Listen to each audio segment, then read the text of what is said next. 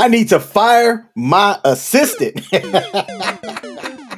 We are live, baby. What is up, WTF Nation, sports enthusiasts, general fans of the show, and everybody out there? I am one half of the sports bar here live on this beautiful, beautiful Sunday evening, April the 2nd, 2023. They say April showers bring May flowers. And over here, let's do it that way. That direction right there is the handsome, the melodic, the analytic coach. Say what's up to the people, baby. What do you hear? What do you say? Hope everybody's had a daggone great weekend. I spent the last 48 hours watching two Yankees games, the NCAA Final Four, the NCAA Women's Tournament, the NASCAR race, the IndyCar race, the Formula One race at 2 o'clock in the morning. I even squeezed in two English Premier League games today. I'm raring to go. I'm ready to go. Let's get going on this, bud. Hey, I like it. I love the what do you hear? What do you say? We missed that last week. You were at the coaching clinic drawing up plays, so you're excused for missing last week, but it's good to have you back, my man. That clinic left me about 15 pounds heavier than it came out. I swear to God, I've never eaten so much meat in my life.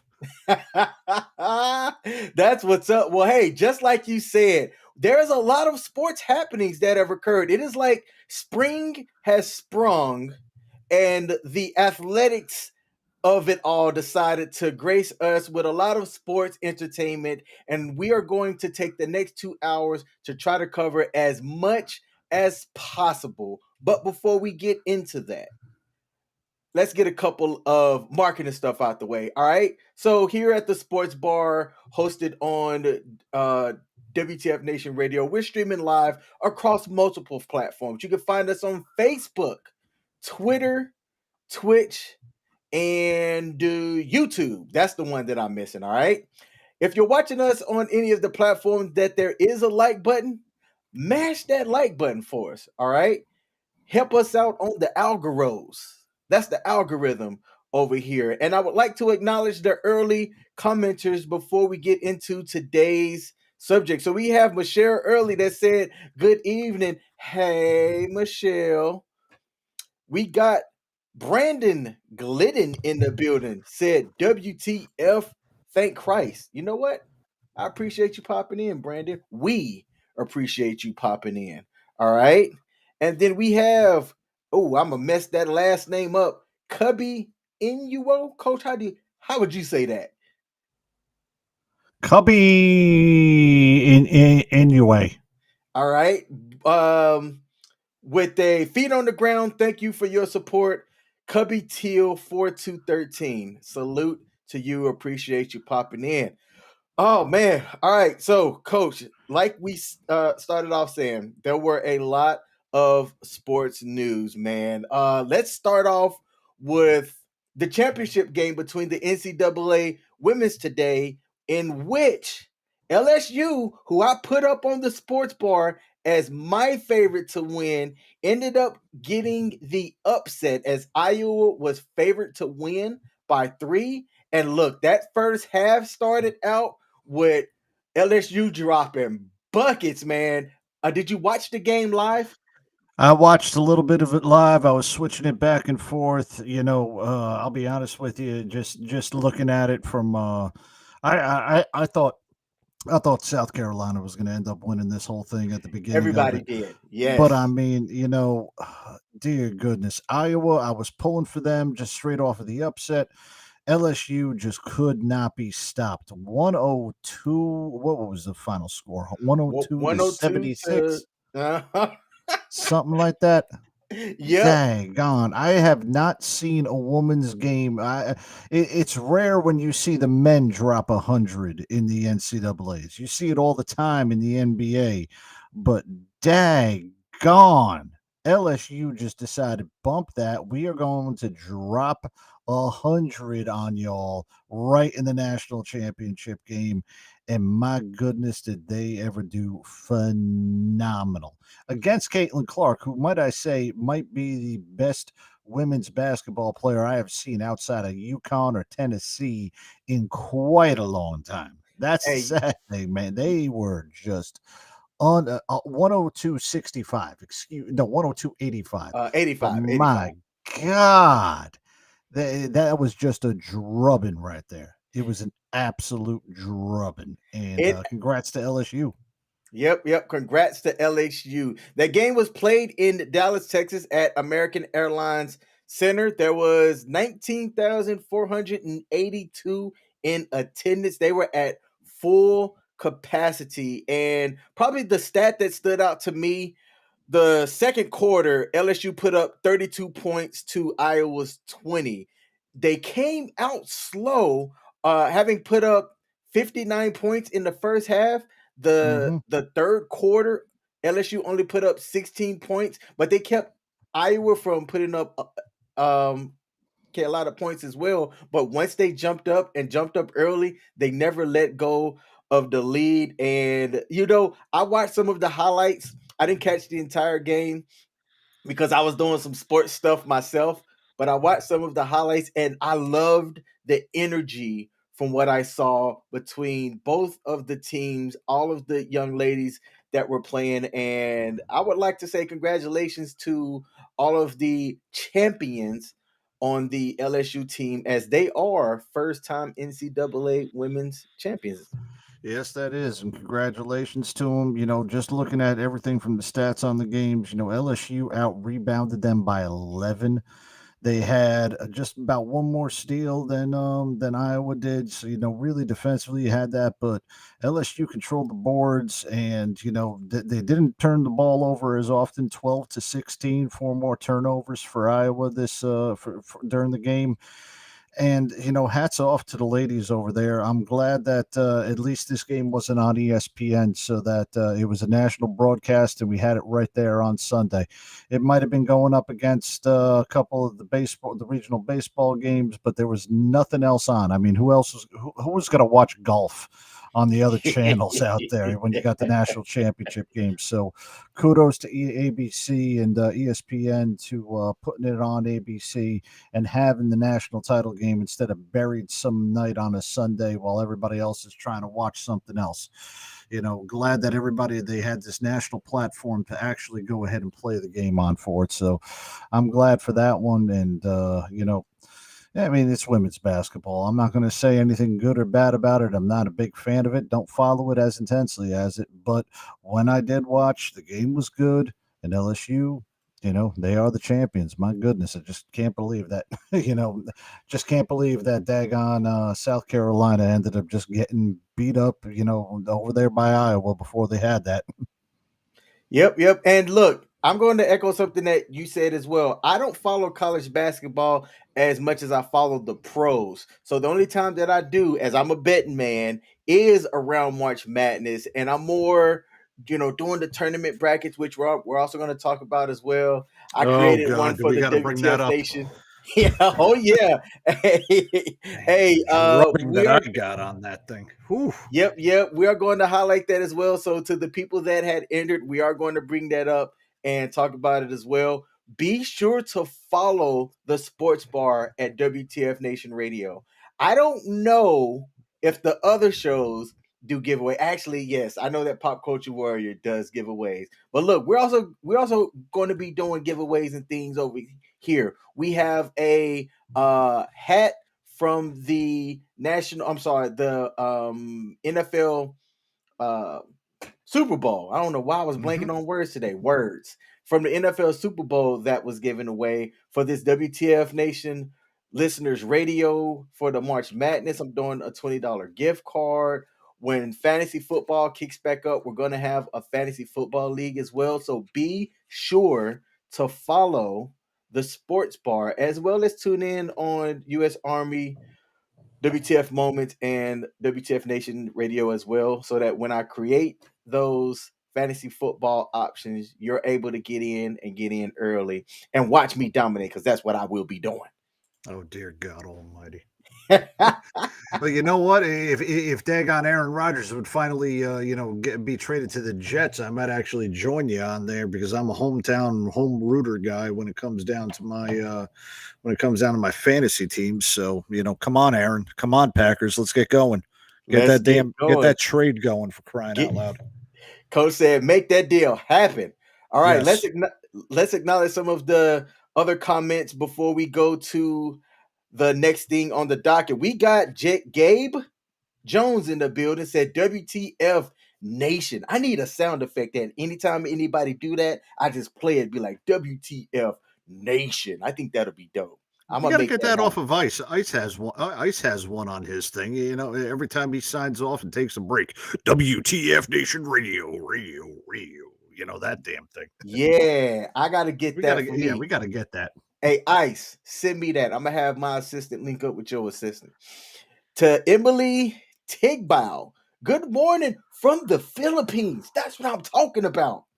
People that support WTF Nation Radio is international. Said, good morning to all from the Philippines. Happy Monday. Have a blessed day, both of us. To everybody. Salute to Emily Tigbow. I hope I pronounce your name. Y'all will learn that since I'm from Alabama, I will mess up some names. So if I screw your name up, my bad. Kamusta, Emily. Kamusta. Kamusta, whatever he just That's how said. you say it in Filipino. Okay, good deal. Good deal. Hey man, hold on. How many languages do you know? I have no idea. That was off of Google Translate. I appreciate I the ain't gonna lie. honesty. I appreciate the honesty. We got Greet the Pete, my man. That is my homeboy. That's one of my buddies. Salute to you for tuning in. I appreciate you. To Maria Badhawk. Is that your real name? Badhawk? That's dope. Is that like, you know what? I ain't gonna ask that. Salute to you. Thank you for tuning in. Said, what's up? What's happening? What's going on with you? I appreciate you tuning in. And Pete said, yeah, there's no way that I can probably say his last name. And he said he's basically bet money that I can't pronounce his last name properly. And you know what? You are right. I I'm gonna think I say messed that. Panagoidus. Pe, pe, Panagoidus. Panagitis sounds like he's got. Panagoidus. Yeah. That's like the brother Panagoidus, of gingivitis. Panagitis. It's definitely Greek. Is that definitely great? Salute to him. And then we got Gabe said RIP the non-Eagles. All right. And Patricio Carmen said hello. Salute to y'all. Hey man, people are popping into the building. Leon says that Pete's last name sounds like he's an antibiotic. Hey, that's why I like this show because we can joke on here, we can have some laughs, talk about some sports, talk about some real life stuff. So I appreciate everybody popping in, and I appreciate my man Leo, who had some exciting news. Leo, I saw that you booked something. Congratulations. You've been getting those credits out there. When you blow up and get them big IMDb credits, don't forget about me, my man. Don't forget about me. All right. Let's get to the next thing. So the NCAA Women's Championship was today. Tomorrow is the NCAA Men's Championship. And one of the teams that I thought that was going to make it did not. So, coach, put us up on game, man. What you thought about the Final Four from the men's, and what do you think about tomorrow's championship game between UConn and San Diego State? First off, that San Diego State game, one of the best Final Four games I have seen in recent memory. Phenomenal last shot. San Diego State coming out of the West. Hold on, I think San Diego State actually came out of the what the heck did they? I want to say they came out of the Big West.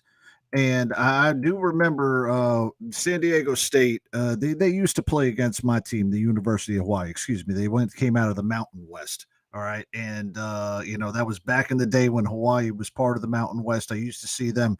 I love seeing I love seeing a smaller school get into it, and especially with the way that they won it.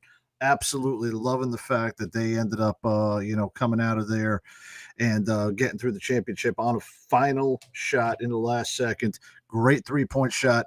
Cannot complain about it whatsoever. The Cinderella story continues, but they are going up against a buzzsaw in UConn. Now, little bit of thing last night as I was watching that game. Mm-hmm. So it comes halftime. UConn's up by 20 or 19 at halftime. And I decided to call my brother. And part of the reason why I called my brother is because both of us played high school basketball. And I'm pretty sure I've already said this on air before. I actually know the Hurley family pretty well. Coach Bob Hurley Sr., I knew Danny Hurley. I definitely knew his daughter. I'm not going to say anything else behind that, or excuse me, Dan Hurley's sister. But what I am going to say about that is that my brother did mention that you don't bet against a Hurley, especially when it comes down to a tournament. The coaching was going to be phenomenal and their defense was going to be great. So I call up my brother at halftime saying, you know what, man, you were right. I don't know why the hell I didn't take UConn at the beginning. I forgot my brother was working security last night over at Madison Square Garden right during the Bruce Springsteen concert. So I kid you not, I call up, and right as soon as I call up, he's in the middle. Bruce Springsteen's in the middle of the saxophone solo for Born to Run. I was listening to the last 4 songs in the Springsteen concert while I was watching the UConn game last night. So I had my attentions between 2 separate places. But that being said, UConn, they have been on a roll coming out of into the NCAA tournament. I wanted to say coming out of the Big East tournament, but they didn't even win that one. UConn has been undefeated against non-Big East teams all season. They have not lost against anybody outside of the Big East Conference, and they were 4th place in the Big East. And that's showing you how good the Big East was this year, and never got any respect for it. But that said, you don't bet against a Hurley. That's something that I knew playing basketball in New Jersey. You never bet against a Hurley. You never bet against a team that had a Hurley coach, no matter what. Okay? St. Anthony's in Jersey City, multiple time state champion. I went up against them one time. Bob Hurley Sr.'s teams smoked the crap out of my guys. And then the funny thing was that while all my guys were pissed off, I was high-fiving some of my buddies who were on that team because I knew about 3/4 of that team. I kid you not. I played ball with them during the summer. And I can tell you that I am Storrs, Connecticut. They might not have gotten their normal NCAA women's championship this year, but Storrs is going to be hosting another national champion. And for the 5th time since 1999, I see UConn tomorrow winning the NCAA men's championship. The defense is going to be stepping up the game against San Diego State. Cinderella's run is going to go down, and UConn's going to be the national champion. I like that. I like the rhyming that you said in there. They should make that the headline for tomorrow. For the 5th time since 99, UConn has won a championship. Man, I like that. Coach, you should have been a rapper in your heyday. Oh, I was. You didn't know that? What was your rap name? Yeah, Fat Joe. And no, Pete, we watch real sports. Oh, man. So he asked, did anyone watch WrestleMania? I did not. As I had a lot going on this weekend. But I have a lot of friends and people that did watch WrestleMania. And so I can't talk about it because I didn't watch it. I don't know anything about it. Wrestling fans are the absolute worst people on the face of the earth. I'm just going to go ahead and fire that shot right across the bow. That's all I'm going to say. Worst sports fans on the face of the earth. I am going to add that to the docket here. Pete, if you watch WrestleMania, let me know. And for the first time here on the Sports Bar, I'm going to have a Sports Bar fan come up and talk about WrestleMania. Let the people know how it was. Give any highlights, what you liked about it. If you watched it, we're going to do that. So stick around, and I will drop the link for you to come up if you watch WrestleMania and share to the people out there watching and listening what went down. Hell yeah. It looks like Pete's mom's the one who's into wrestling. Let's see. Hey, that's what's up. I went to a wrestling event. I went to WWE, WWF. I don't know exactly what it is that they call it now. And man, I had a blast. I went with Nemo, one of the people that we work with here at WTF Nation Radio. And man, I had so much fun. Like I got into it, but it's like it's the energy, it's the entertainment of it all. It's the people looking around and screaming when the people that they like come in. And man, let me tell you, I enjoyed it, and I was like, you know what, I can understand why people like wrestling in person. Watching it on TV, I'm not a fan of. It doesn't entertain me the same way, but in person, oh man, they put on a show, brother. I will not deny the fact of the passion of the crowds. The passion of the crowds is always good, but on top of that, too, if you threw a bar of soap into the passionate crowd of a wrestling fan base, it would go ahead and make everybody smell 50 times better. You could use one bar of soap between every single one of them, and it would be their first shower that most of them would end up having over the past 12 months. Oh my gosh! Now, look, at wrestling events, yeah, wrestling crowds second to none. They're almost as good as Yankee Stadium crowds when Volpe and Judge came up. Mm. But outside of that, man, those are some scummy people. My God, are they just? Oh, I cannot get started with them. You I know, mean, I mean, I mean, I'm not saying it. Look, for you wrestling fans that are out there, and you're watching this, you watch wrestling. Okay, beautiful. Yeah, you enjoy what you enjoy. All I'm going to say is this: if you really are that into it off of a sport that is fake versus people that only thing that they really want is your daggone money and don't give two craps about you, and they say they do it for the fans, no, they do it for their own ego. That's the thing. They do it for their own ego. And most of them, like I said, just, wrestling fans, you all need to have a little bit of a sense of reality and know what's actually supposed to be real and what's not. And it's a distorted way that it's out there. Yeah, I'm not gonna. You know what? Pete does bring up a good point. It is physical. Yes, it is physical, and I'm not going to deny the physicality of doing that. All right, regardless of how you look at it, Goldberg still has to pick up a 300-pound Brock Lesnar to put him into a jackhammer.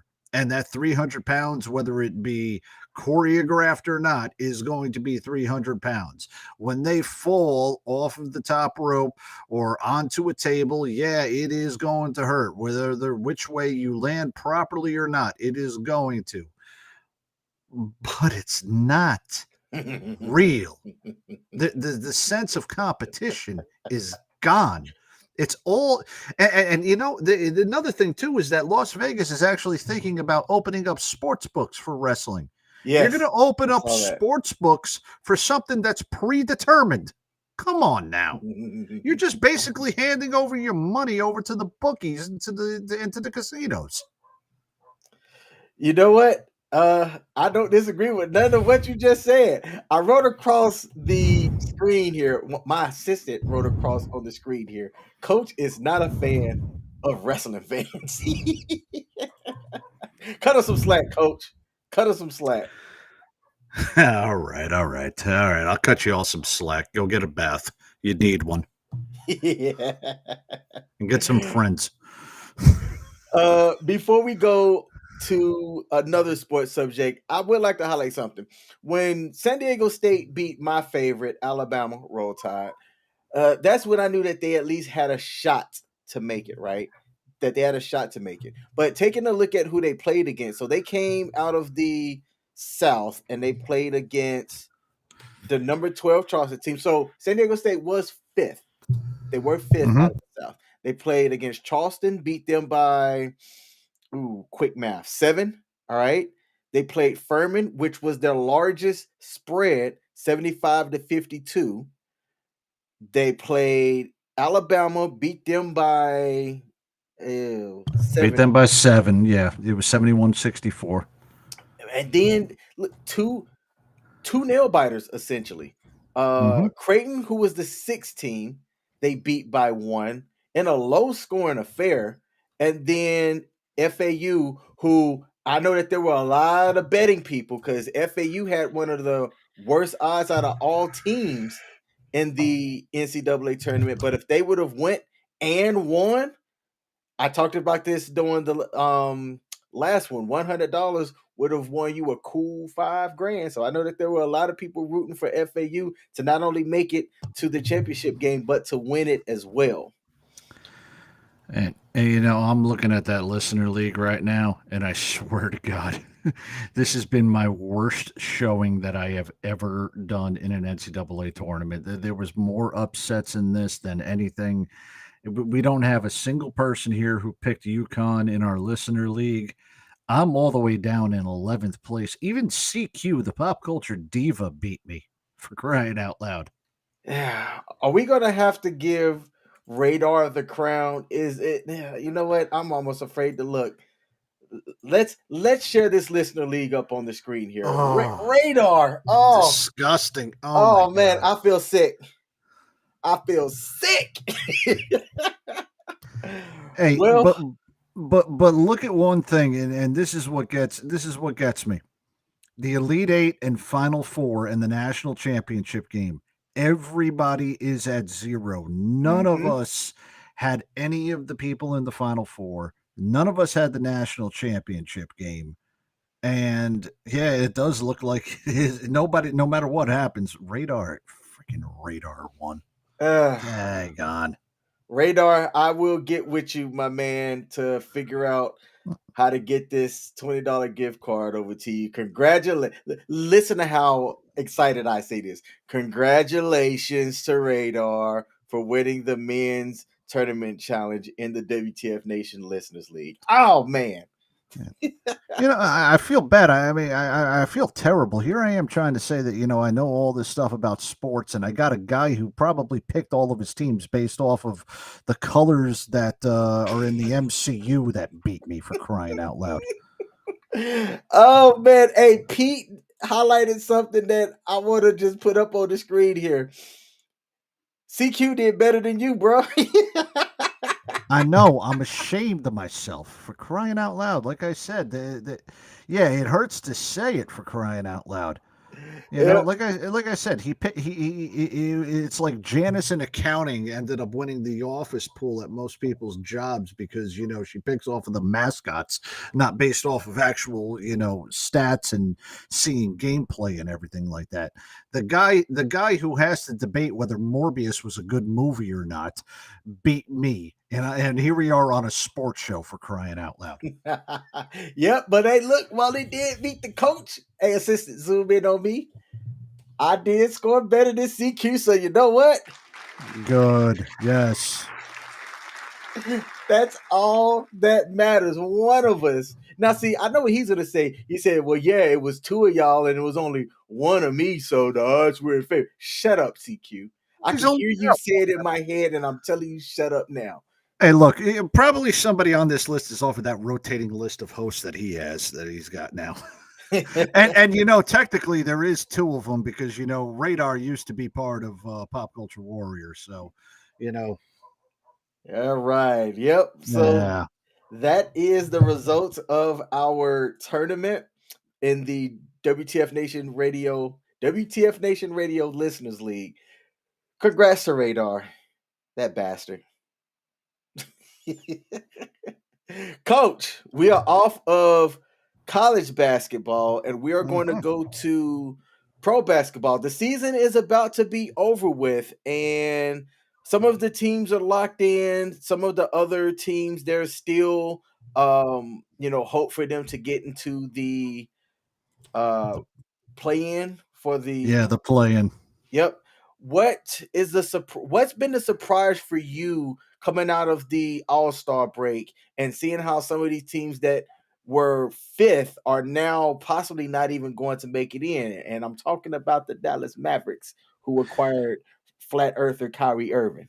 I want to talk about his former team, the Brooklyn Nets, who were sitting in that spot, about 2 games up on the Miami Heat. I can definitely say that I'm happy that the Nets are at least in a better position after trading Kyrie. We talked about it during that trade that Kyrie was a distraction. Kyrie was the person who just decided to make everything all about him, and that's the way it was going to end up being. And Kyrie has been that way even ever since winning the championship when LeBron came back. Mm-hmm. That's been the way that he has been throughout his entire career. So Brooklyn shedding Kyrie as well as Kevin Durant, and I would have kept KD. I kind of like KD. I thought he would have been good, but it was time for him to go because that experiment was going. But now Brooklyn is sitting 2 games up right now on with 4 games to go on the Miami Heat in that sixth position. And then you're looking at the Heat, Raptors, Hawks, and Bulls for that play-in off of the Eastern Conference. That's going to be a good one. I don't think Indiana's going to have enough. I don't think Indiana's going to end up overtaking the Bulls for that. So looking good out of the Eastern Conference. Now looking at the Western Conference, everybody thought that the Mavericks were going to get so much better because now you got Doncic and you got Kyrie on that team. Kyrie has played himself out of another city. This is what, 4 cities he's now played himself out of? Played himself out of Cleveland, played himself out of Boston, played himself out of New York, and is now playing himself out of Dallas. Ever since they got Kyrie, Dallas has become uncohesive. They have not been playing themselves because they had to adjust to get Kyrie onto that team. And now they're looking 1 game out of the Oklahoma City Thunder going in for that 10th spot just to get into the play-in, for crying out loud. We ain't talking about the actual playoffs. We're talking about the play-in, okay? That is an abomination, and that has to do more with Kyrie than it does any type of messed up foul that Mark Cuban's trying to protest, or messed up way that the ball was supposed to be coming out. It doesn't matter about that game. That team is uncohesive. They are not going to be making the playoffs this year. And I'm looking forward to this finals because for the first time in 16 years, the daggone Sacramento Kings are finally in the playoffs. Yep, they have locked in their spot. Like I saw that and was like, wait, when did that happen? Yeah. I know. I can't believe it. 16 years it has been since the Sacramento Kings have been in the playoffs, and now they are the 3 seed in the Western Conference. Unbelievable, And I'm definitely not going to sleep on Golden State because once they get a healthy Steph Curry back in there, and with Klay Thompson now playing a full season again, you're going to end up having a good team come playoff time. LA is finally picking it up. They're over 500 again. And they got to I go. still do not eliminate Los Angeles from anything as long as LeBron's out of there. But it wouldn't surprise me if the Lakers did end up losing in these play-in games to either the Pelicans or the Minnesota Timberwolves.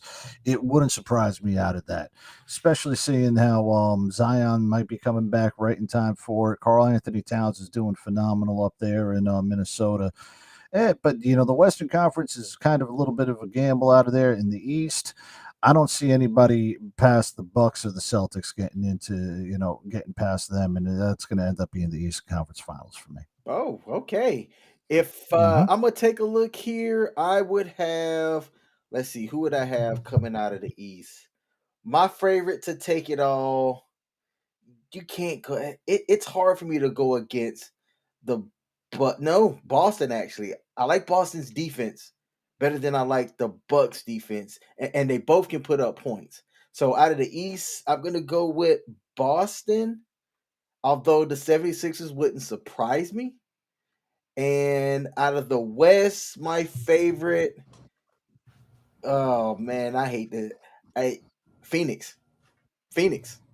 I like Phoenix coming out of the West. I'm going to see what the odds are on Phoenix, and I might go to the casino and drop 100 on Phoenix to win it Yeah. all.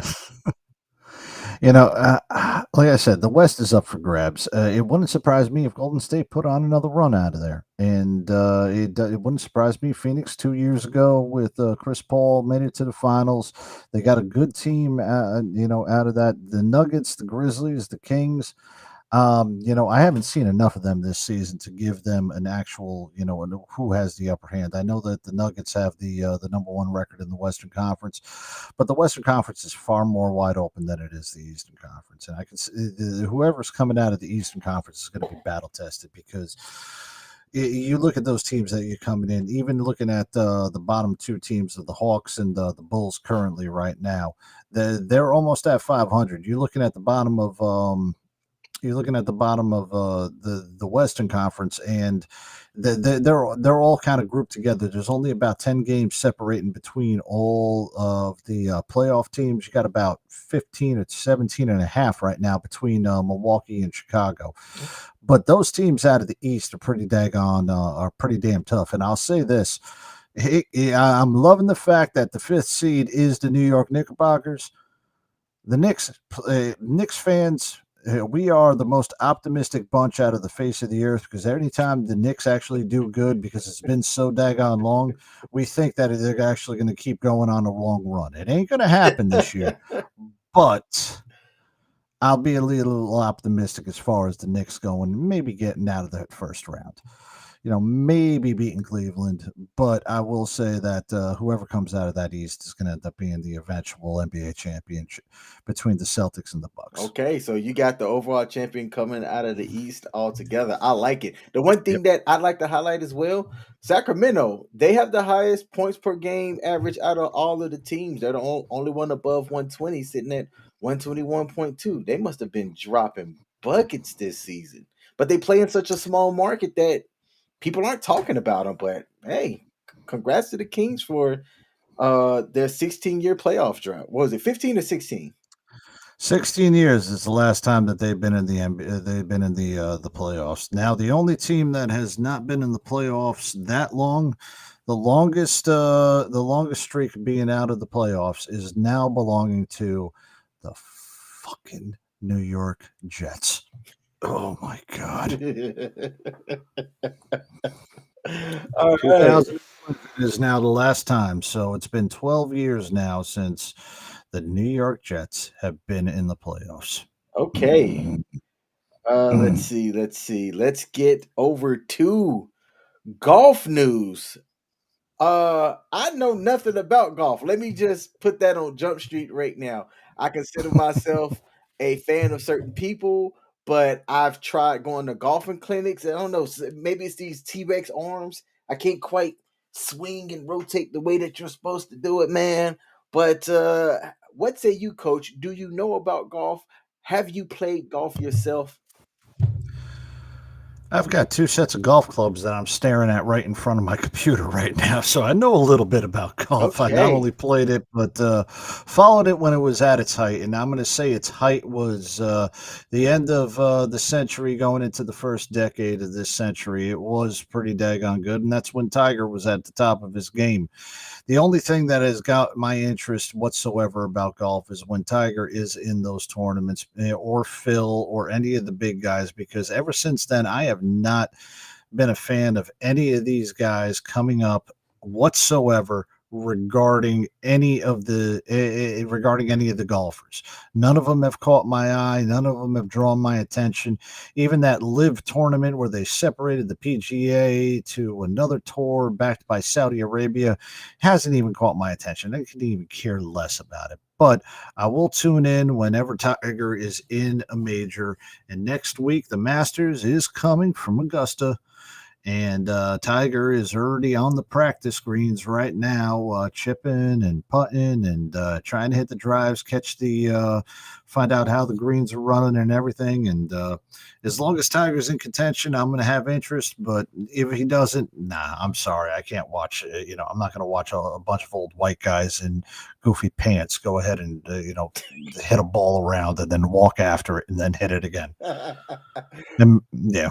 And people say that going to a NASCAR race is boring. No, watching golf is boring, Hey, especially on TV. hey, Pete asked the question, is it hard to play? I think it is. I don't like the mechanics. I think that the mechanics of swinging and hitting and trying to figure out the trajectory and wind and all of that stuff, I couldn't figure it out. I think it's hard to play, but other people might say that it's easy. Coach, what say you? It's It's pretty hard to play, and it all depends too on how you actually get introduced to the sport. If golf is your first swing that you are learning, then it's not that difficult to play. But if baseball is your first sport that you're playing, it's like the difference between throwing a football and throwing a baseball. Mhm. You're not going to throw them in the same mechanics. You're going to have a different type of mechanics for each one of those throws. And it's the same way when you're swinging, when you're swinging a golf club versus swinging a baseball or swinging a baseball bat. I learned baseball first. Every time I wanted to swing, the first time I ever tried doing it, I kept lifting my leg up like it was a daggone baseball and trying to swing down low, just completely unnatural to me. It took a good year for me to finally develop any type of golf swing, and I had to have all these damn golf trainers and all of these other, things that happened. It took it into that's all I did on Saturdays and Sundays when I was in Cuba was I ended up playing golf, Oh wow. and I learned how to keep my swing going. I learned how to do a couple things as far as proper positioning, proper balance, and proper swing mechanics. But man, that is the most difficult thing to do because you're not introduced to golf at an early age. You're introduced to golf probably later on in your life, your 20s, your 30s, or something like that. It's not like when you are um it's not like when you're playing baseball or you're playing basketball, you do it as a kid and then you pick it up later. Yeah, a lot of people don't pick up golf until they're in an adult, and then you're not really that able to adapt your swing as naturally as you are if you picked it up at a younger age. And it's a lot harder to do as an adult than it is when you're a child or a teenager and you're trying to pick up the proper mechanics because then you can practice and you have the time to do it. Golf itself, it's a fun social activity. Those people that do that on the PGA tour, yeah, they're damn good. They are damn good. They're able to pick this stuff up. They're able to keep those mechanics. They're able to have that proper balance and proper swing. And those that are adults that ended up becoming scratch golfers and play golf all the damn time, I salute to you. But no, it's a hard sport to play, especially when you're a couple beers deep and you don't have the cart to drive you around to find the ball.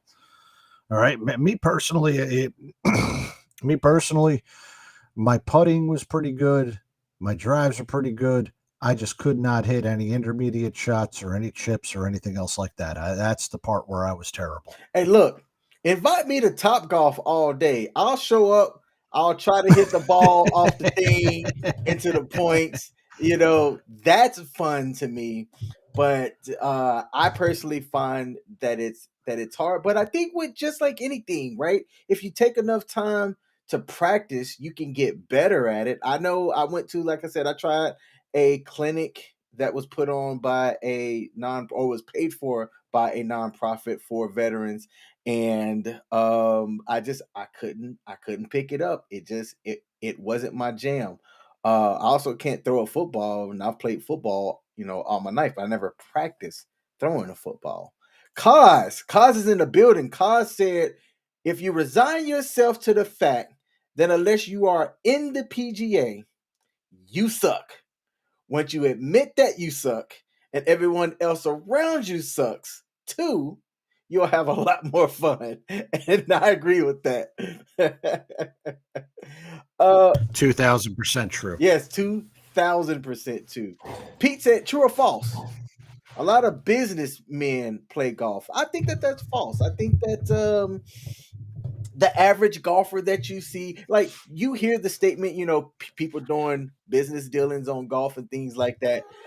I'll say it is my opinion, and I could be wrong, that you see more wealthier people play golf. Like, I don't think the average earning salary person really be into golf like that.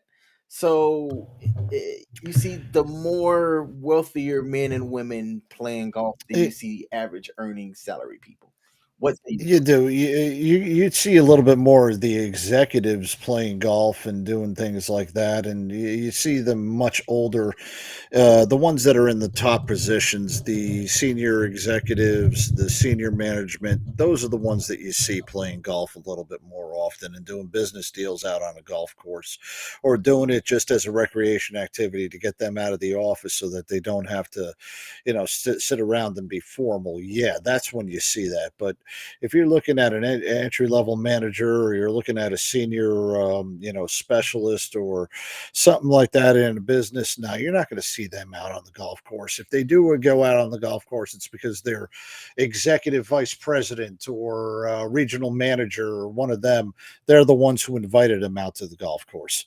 It had nothing to do with them conducting business out on the golf course with another specialist. It had to do with some high level executive doing it. Yep, yep. Now, here's what I found interesting. Mhm. This is what made me go. Maybe I should have gotten into golf. So I can only imagine that there is an investment into getting into these different tournaments and things like that. And I can imagine that it's top heavy as far as if you win these tournaments, like the entry fee might be a couple of grand, or it could be higher, it could be lower. I don't know. Like I said, I don't know much about golf, but to win is a bit of a big deal. For example, the PGA or the Masters tournament, last year's winner is one of the favorites to win this year. Scotty Scheffler won 2.7 million. That is with the M. I think you do it like this in sign language. M 2.7 million for winning the Masters last year, and that kind of had me go. I wonder what that investment would be if I got my golf game up. How I can get into some of these tournaments to be able to go to the Masters and try to compete, because that's a big purse. Yeah, it's a big purse, but a lot of the money that they have to go into is to go into these outrageous fees to play and try to perfect their swing and everything. These hitting coaches have got a lot of money that end up going to it. You can't just you can't go into your backyard, even though some people do, or you can't go in and practice your dribbling. You can't practice a football throw in your back. You can't practice hitting your drives in your backyard like you can practicing your throws and through a daggone tire. It costs a shit ton of money in order to actually get better in golf. It's kind of like hockey, you know. It's a lot of money in hockey unless you're from an area that you have the natural resources in order to get yourself to it. And unless you have that money, yeah, that's where a lot of it comes in. But winning, yeah, there is a lot of money in that. That's the whole division between the PGA and the LIV golf tournament that the Saudi Arabian prince is trying to back. They're trying to get people over there for like $500,000 or $500 million trying to sign Tiger Woods to be on the tour for like 3 or 4 years doing that, paying them over 125 million a year. There's a lot of money in that, especially around the world, because golf is a global game. But nah, for me, I don't think it's worth my time. It's not. It's better off just going over to Top Golf, same way that you are, and having fun and just trying to hit the ball as hard as you can. And I'm actually doing that on Cinco de Mayo, having a Top Golf tournament. Oh, nice, nice, man. Oh yeah. That sounds fun. To Oh yeah. take some pictures, coach, and send it to me so I can enjoy the fun through you. I shall do. I shall do. I have a feeling you'll see him up on social media off of another website, though. Good deal. One I'm affiliated with. Good deal. I got you. Yep. So the favorites to win was last year's Masters winner, Scotty Scheffler, Rory McIlroy. They have the same odds. And it is 8-1. Without looking, coach, what do you think good old Tiger Woods sits on his odds? I think 25-1. Ooh, I'm giving it that because he's been coming down. He had that car accident several years ago that, he broke both of his legs, and it's been trying for him to get back into form. Plus, he's 45, 46 years old. It's not a young Tiger. He hasn't been the same since 2008 after the back and knee surgeries that he had. And then he had his issues of cheating on his wife with the babysitter, and hasn't quite been the same since then, except for that one magic year in 2018 at the Masters. So I give it maybe 25-1, if not 30-1.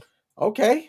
Well, would it be a surprise to you, Jason Day? So there are golfer names that I know because it's the same names, it's the same people. So Jason Day is sitting at 25-1, kind of in the middle. Tiger Woods is a 60-1 favorite to win. Okay. Okay. That doesn't surprise me at all. Yeah, it doesn't surprise me. And look, Tiger is a shell of himself. But if I can see, I got a couple of days to be able to get to the casino and maybe put 50 on Tiger just because I like to gamble. I might do that, just to either see if I flush 50 down the 50 toilet. on Tiger will win you $3,000. Yep.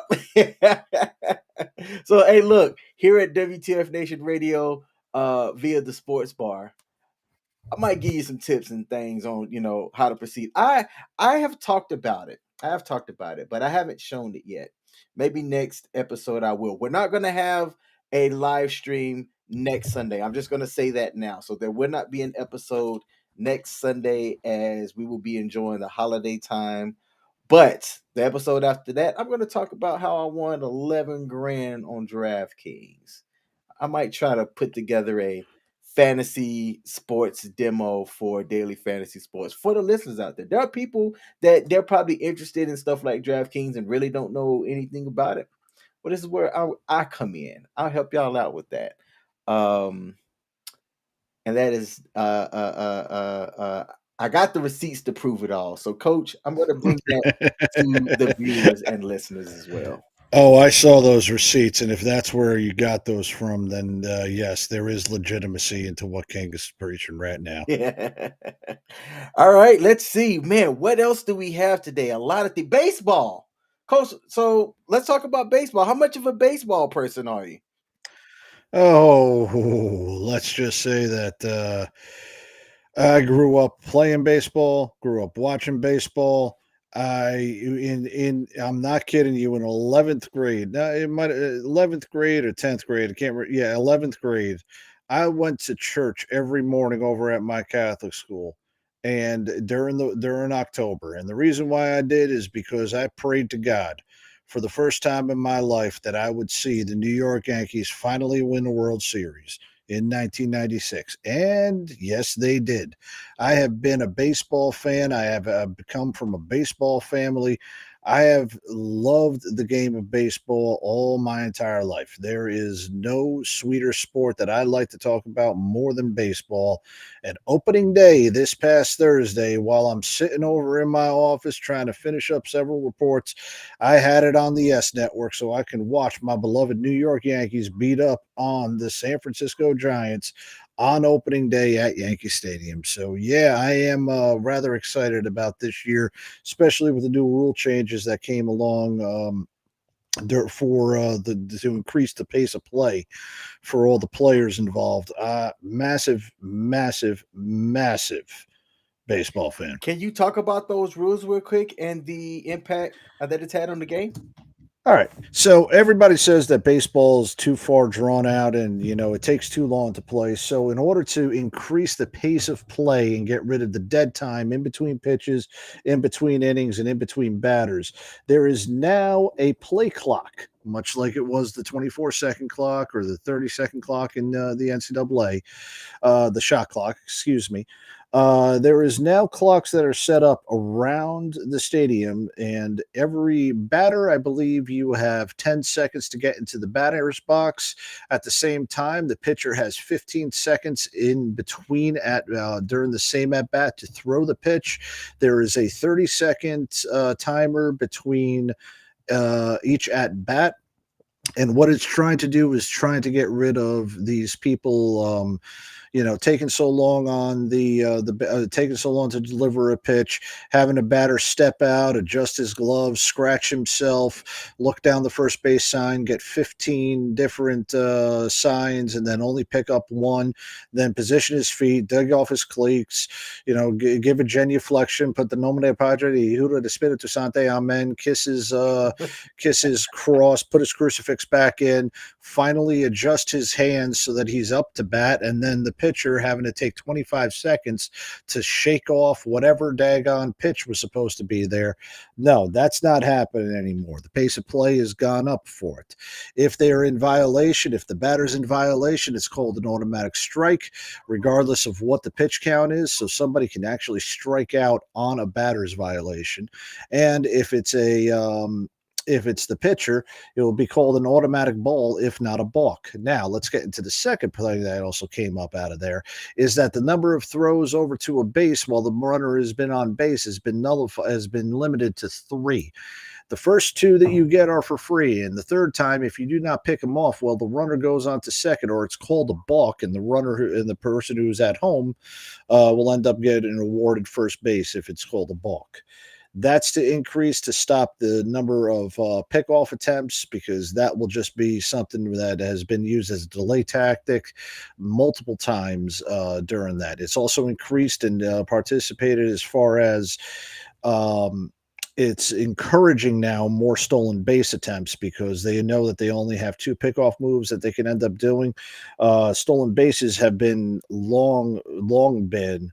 Um, an aspect of play that has been kind of like, gone by the wayside. Long gone are the days of Ricky Henderson stealing 130 bases.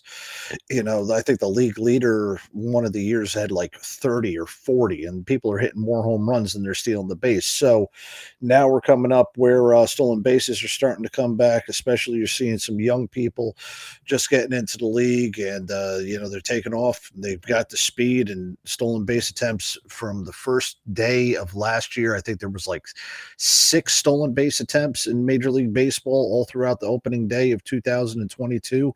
This opening day of 2023, there were 26 stolen base attempts, with 21 of them being successful. So you're getting a little bit more action on the base pass. And speaking of the bases are now, instead of 16 inches, they are now 18 inches. Trying to do that for the safety of the players, so that people are not trying to overrun the base. It's making plays a little bit more bang bang. That one you're actually decreasing somewhat by about 4 inches the total line that you have between the base pass from bag to bag, and that's also to encourage a little bit more of the stealing and pace of play. Now, the big rule shift that happened is that there is no more shift. And what I mean by shift is that we used to see over the past 5 years, infielders, the shortstop and the second baseman, would shift over to the other side of the field anytime a right-handed batter or a left-handed pull batter came up to the plate. You saw this a lot with lefties, as you would see the shortstop would basically play on the right side of second base. The second baseman would be in the short outfield, and the first baseman would play down the line, because so many people are taught to be a pull hitter instead of going the other way. It led to the boring part of baseball, is that there was only 3 desired outcomes. It was a home run, a walk, or a strikeout. They're trying to get rid of that so they can get a little bit more of on bases and more base hits throughout it. So now they have shifted where the shortstop and the third baseman cannot go onto the second base and first base side of the field, and vice versa. It doesn't mean that you can't shift an outfielder down to the short right field or short left field, depending on if they want to play it, and then play 2 outfielders at normal depth.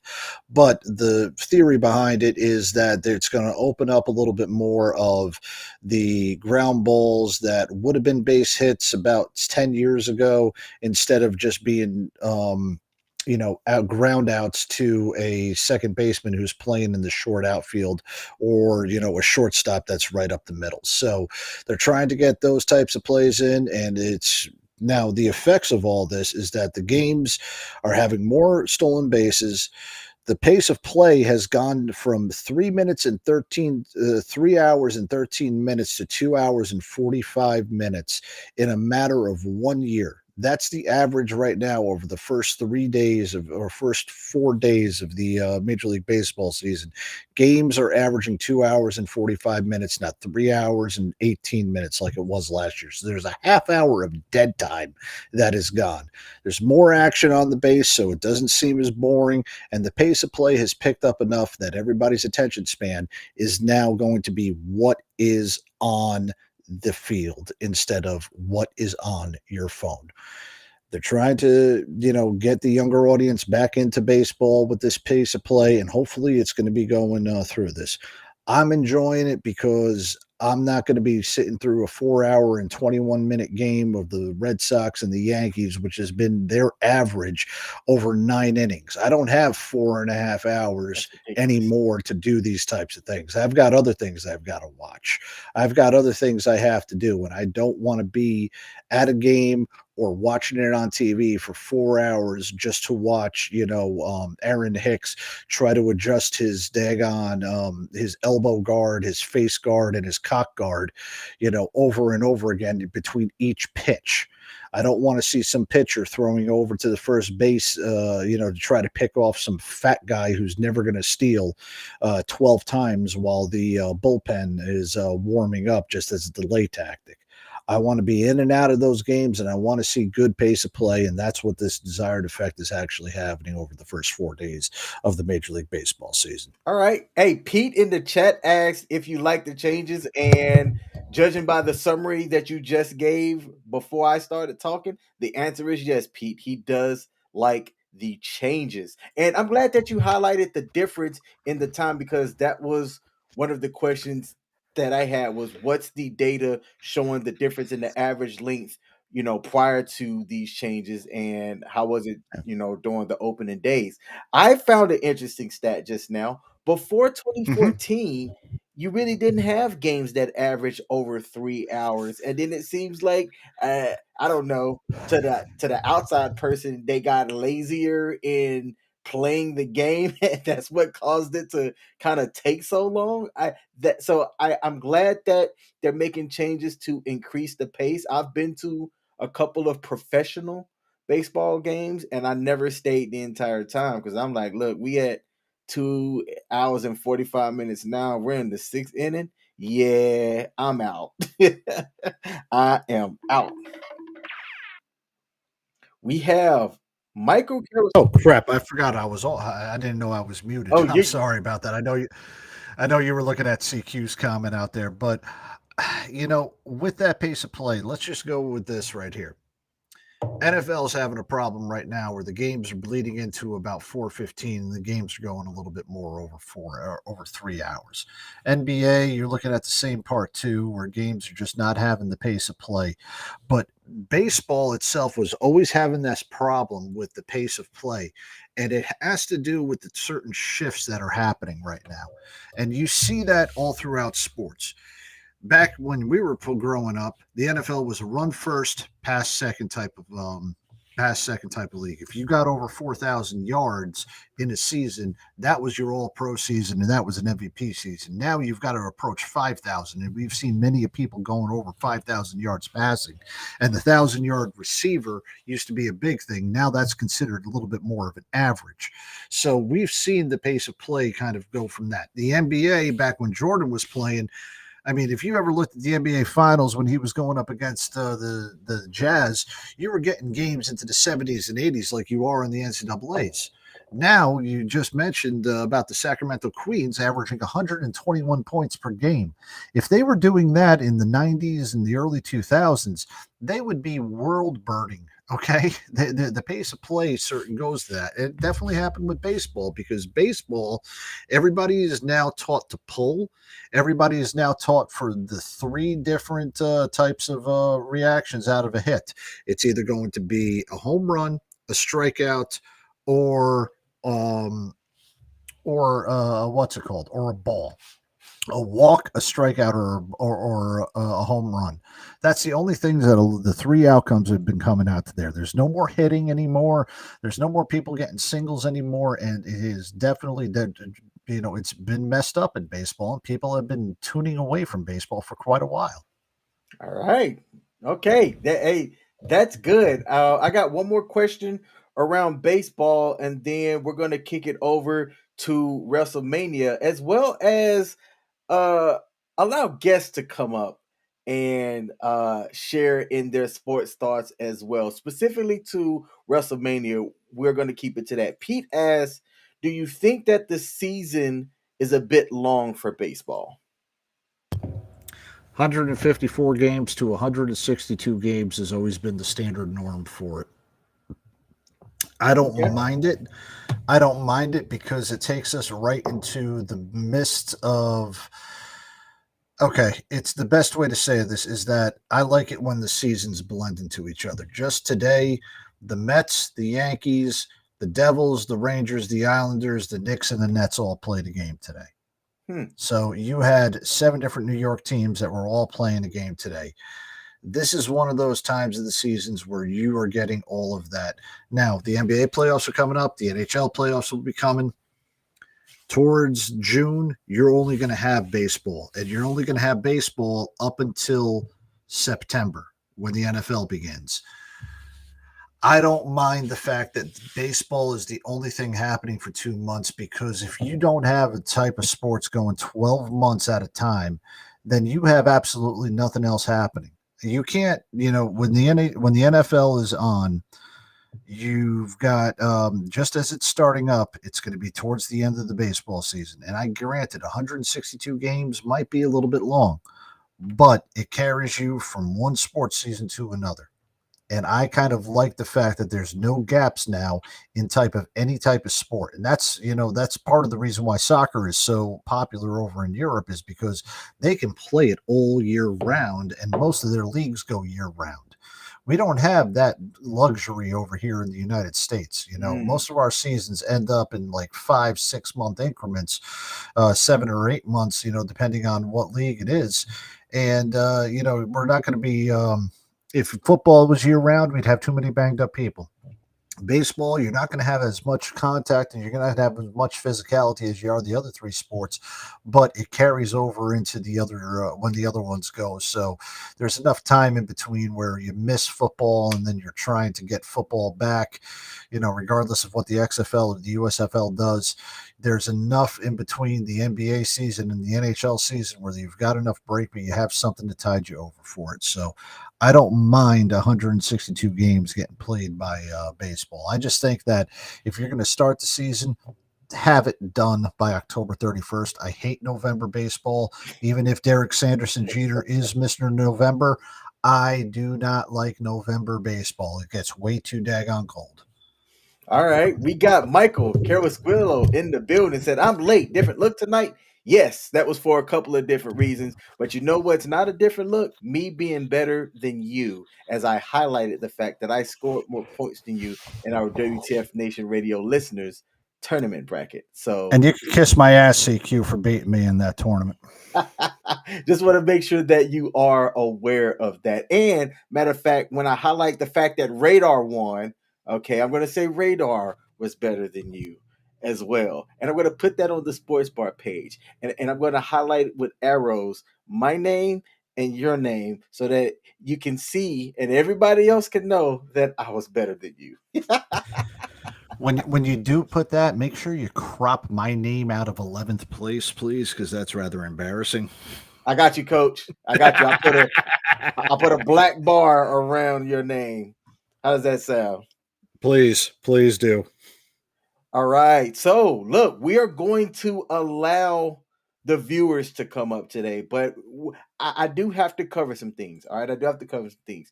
You don't have to be on camera, right? But when you are backstage, I do need you to turn your camera on so that I know that you're not trying to troll us. Okay. So, there's going to be a link to join. Okay. Again, you don't have to have your camera on for the live stream, but you do have to at least have your camera on backstage so that I can see that you are a person and not trolling. We're going to talk about WrestleMania. WrestleMania 39 is on right now. It started yesterday, going into today. Pete was one of the people that brought up the question and talked about it. I don't know if he is a Russell or a WrestleMania fan, but I would like to give the viewers the opportunity to come up and talk sports with us as well. So if you check the chat, all right, there is a link that you can click to call on. Pete, you are welcome to join. And if there are any other viewers or listeners out there right now that want to come on and talk sports with myself and the coach, you are more than welcome. I may put you on a timer if you like to talk a lot. I might put you on a timer, but we're going to try this out. And if people like to be able to call in and talk sports with us and things like that, we will definitely make this a regular thing. All right. So this is a show for the people. I ain't gonna say by the people. That By that some that people. that's the reason. That's the reason why I'm hosting, because I like to talk a lot. Yes, yes. This gives me a people that know me know I like to talk a lot as well. I will talk your ear off, and I have a platform to do it. So check the chat for the link. However, you have to copy it and paste it and join. You got to figure out the technical parts of that, but I've made it easy to be able to call in. So we will welcome people that want to do that. So while we're waiting on folks to call in, I'm going to share some stories with you. So Michelle in the chat invited me out to a local ice hockey game for high schoolers. So this was primarily freshmen through seniors. And what was interesting about this one was that it was a mixed gender team versus a non-mixed gender team. Okay. And I was looking, I said, okay, wait, this team got boys and girls from the high school. The other team just have boys. I don't know how this is going to work out, but this is interesting. And man, let me tell you, it wasn't a close game, but it wasn't a blowout either. There were some time I can barely step in ice skates and like go forward. But man, some of these young boys and girls zooming up and down the ice rink, and to be able to do that and hold a hockey puck as well, hey, to me, that's a level of athleticism that I don't think I will ever know about. So I would like to say salute to the young men and women that played in that game, that play something that you can tell that they're passionate about, and their parents and loved ones were there supporting them as well. We've talked about ice hockey before. You've gone to some games, but you're not like a full-fledged like hockey fan, are you? Not a full fledged hockey fan. I mean, I follow the New York teams. Follow them passively. I used to go to Devils games and Rangers games when I was a kid. I haven't been to an NHL game in God about 20 years right now. But I still watch it when it comes down to the Stanley Cup playoffs. That's about when my interests come in, and that's when I kind of keep it up on there. Okay, I'm not going to say this to rile you up, and if you take offense to this, well, I'm sorry to you, but man, I'm surprised that you actually went to a hockey game. Hockey is the most racist sport. The only thing that's African, the only thing that's black on that is on the hockey rink is the puck, and then they Is slap the it all puck? around. Hey, and the only two black people that were in the building were me and Michelle. Oh, wow, wow. Okay. I'm not going to say anything bad. I'm not going to comment on that. All right. Even though PK Subban is one of my favorite players, no, I'm not going to comment on that. I'll steer it as far away from that as humanly possible. We're not going there. Hey, I won't. I'll go there. I Michelle joked even about it. said that. Yeah. I joked about it myself while we were there. Oh, hey. Shout out to Michelle. She said, biggest lesson learned, dress in layers. It was so cold. Yes. So I had been to a hockey game before, as I had a friend that played in like a local rec league back in Kansas, but it had been since like 2009 since I had gone. And I forgot how cold it was in the actual ice rink. And just like Michelle said, Coach, we definitely were the only black people there. Oh, Absolutely. wow. In Wow. the entire building, because there were two different rinks and they had two different games going on. Only ones in the entire building. So yeah, I would go there because I even joked about it my damn self. Oh, wow. Wow. All Wow. right. So, hey, look, for the first time ever, we have a guest coming up and he is choosing to keep his camera on. He said his face is so handsome, he don't mind being on the screen. We got show watcher and my friend Pete. Pete, what is happening, Yo, man? Hey, going hey. on? How you doing, brother? First of all, thanks for watching the show. Thanks for supporting the show, and I appreciate you popping into the building, man. What do you want to talk about with us today? Your show, your topic. Okay, so let's get into WrestleMania then. Are you a big wrestling fan yourself? And if so, who's your favorite wrestler of all time? I am not a huge fan like I used to be like when I was like a kid. As a kid, I grew up on Hogan. Hogan was a man like with the black and red. I mean, excuse me, blue or was it yellow? I think yellow and red back in the day. I Hmm. love him. He was an idol of mine. Like growing up, eating your vitamins, prayers. Then he turned heel. I'm like, whoa, you turned heel. What is going on here?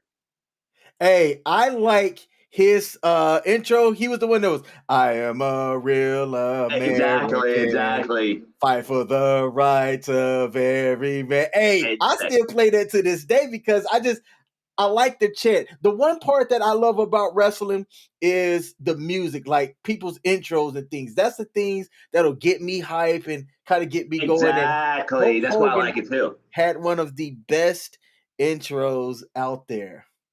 You see, as much as we all know it's fake, I like the storyline to talk about it, and it makes you more engaged. And I would agree on the what's his name, Old Man Coach, that it is fake. People getting too much into it, but that's what they like. You can't say no to that. You know what I'm saying? If Mhm. you're into it, you're into it. All right. So, hey, man, what is your sports connection? I am aware that you have done some fighting in your life. So, tell me a Yep. little bit about your sports background. Okay, so when I was younger, my father at 3 years old shoved me into martial arts. He goes, "You need discipline. You need to learn something," and I got into it. Been training martial arts since then. When I wanted to do other sports, football, for example, my father goes, "Keep your grades up, keep your karate, and we talk about it." And I continue. So my instructor modified a couple of my moves. So I was a little sneaky about it. So my tackle wasn't a no one tackle, it was a karate slash football tackle. So I had a little bit of advantage on the field to the point I kind of took some helmets off by accident. But we're not talking That's about what I'm talking about, man. Now, I know that we are of the that. older age, so there's likely not any YouTube film, but do you happen to have any film online that I can look up and check out, my man? I falsely don't. It was back in the day with the cameras. I didn't have Mhm. the privilege that my parents used to come to the karate tournaments. I was like going on with the bus with everybody else. My parents never showed up to my karate tournaments. My mother never understood it, and my father was more the provider, not the father figure. He goes, "I pay the bills, leave me alone," kind of thing. Okay, So my sensei was my father figure. it's almost not fair that nowadays you can take a smartphone and film anything, Yep. and you have websites like YouTube that you can go and post up to have those memories. Like, I was a pretty decent high school football player. If somebody was an internet sleuth, they could find a highlight compilation that I put together of some of my high school football plays. But man, like, to be able to do that, you had to get a VHS and have a recorded thing. Like, it took special equipment Yep. to be able to do that. Now you can have your cell phone. I got mine over there somewhere, and just hold it up like this and film it in 4K quality, and then upload it to preserve it. And Exactly. these And young kids, like, they don't understand how valuable that is, to have your parent that can, if they were a supporter like that, show up to a yeah. tournament and film it so that Yeah, and like I that said, my parents didn't know anything about this stuff, so they didn't really got into it. They're from Greece, so soccer was a sport they're into, and there's no high school sports in Greece. There's no sports. You pay somebody to go learn sports, like a karate school almost. So it's a kind of different mentality. They don't understand. So I don't knock them for it. They don't understand. Now I know better from my kids when I have little rugrats running around. But back to the original topic, after high school, I just continued training. During high school, I competed in a tournament called the World Martial Art Tournament. That's where I won my titles. Nice. The titles, the goal at the time was 2 times in a row. I wanted to break that. I broke it. I wanted to break my own title, and I broke it. I want to break my title the 4th time, but I got a illegal shot to the knee, blew my knee completely out. So he elbowed me. My knee's like this, went completely like that. So I remember hitting the mat, and that's all I remember. How long did that take to recover from? I still haven't fully recovered. Oh, wow. Struggle with it sometimes. They want to do a whole knee replacement, ligaments, the whole 9 yards. But I'm going to need a whole year to walk and everything. I'm like, I'm good. Sometimes, even you will see me walk sometimes. Sometimes you're going to see me limp. And that's from the knee sometimes. And it just, unfortunately, I could have had a good career in it. Are you still a practicing martial artist now? I don't teach anymore, but I do practice when I have free time. And that's not often, but when I do have time, I do practice.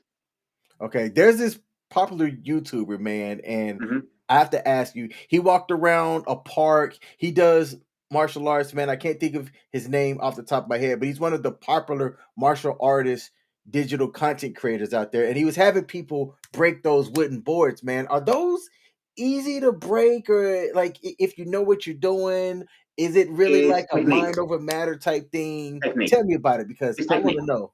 I Okay, want to so try it one day. it's like throwing a football. If your technique is off, you're going to hurt your hand. Simple as that. If your technique is on, you're going to snap it. So let's say we're doing a palm heel. You come straight up and you want to put your hips into it with your elbow. Your spine needs to align all together at one. What's the most that you breaking at once? 6, I believe. Man, okay. On this dude's channel, the most that anybody broke were, I think, 3, and it was just like the average person, right? Yeah. And a lot of the ladies and guys that tried it, I think the most that I broke was 3, and then he demonstrated breaking 4 or 5, and he made it look easy. But then, like watching him do it, you can see that he had a technique about doing it where everybody else was just trying to bow. But I want to do it, man. I want to do it. I want to try it. When it comes to stacking them, once you hit the first one just breaks the other ones. It's all down the line after that. Hey, Coach, have you ever tried to break wood or bricks or anything like that in your veteran days? Yeah, over my head.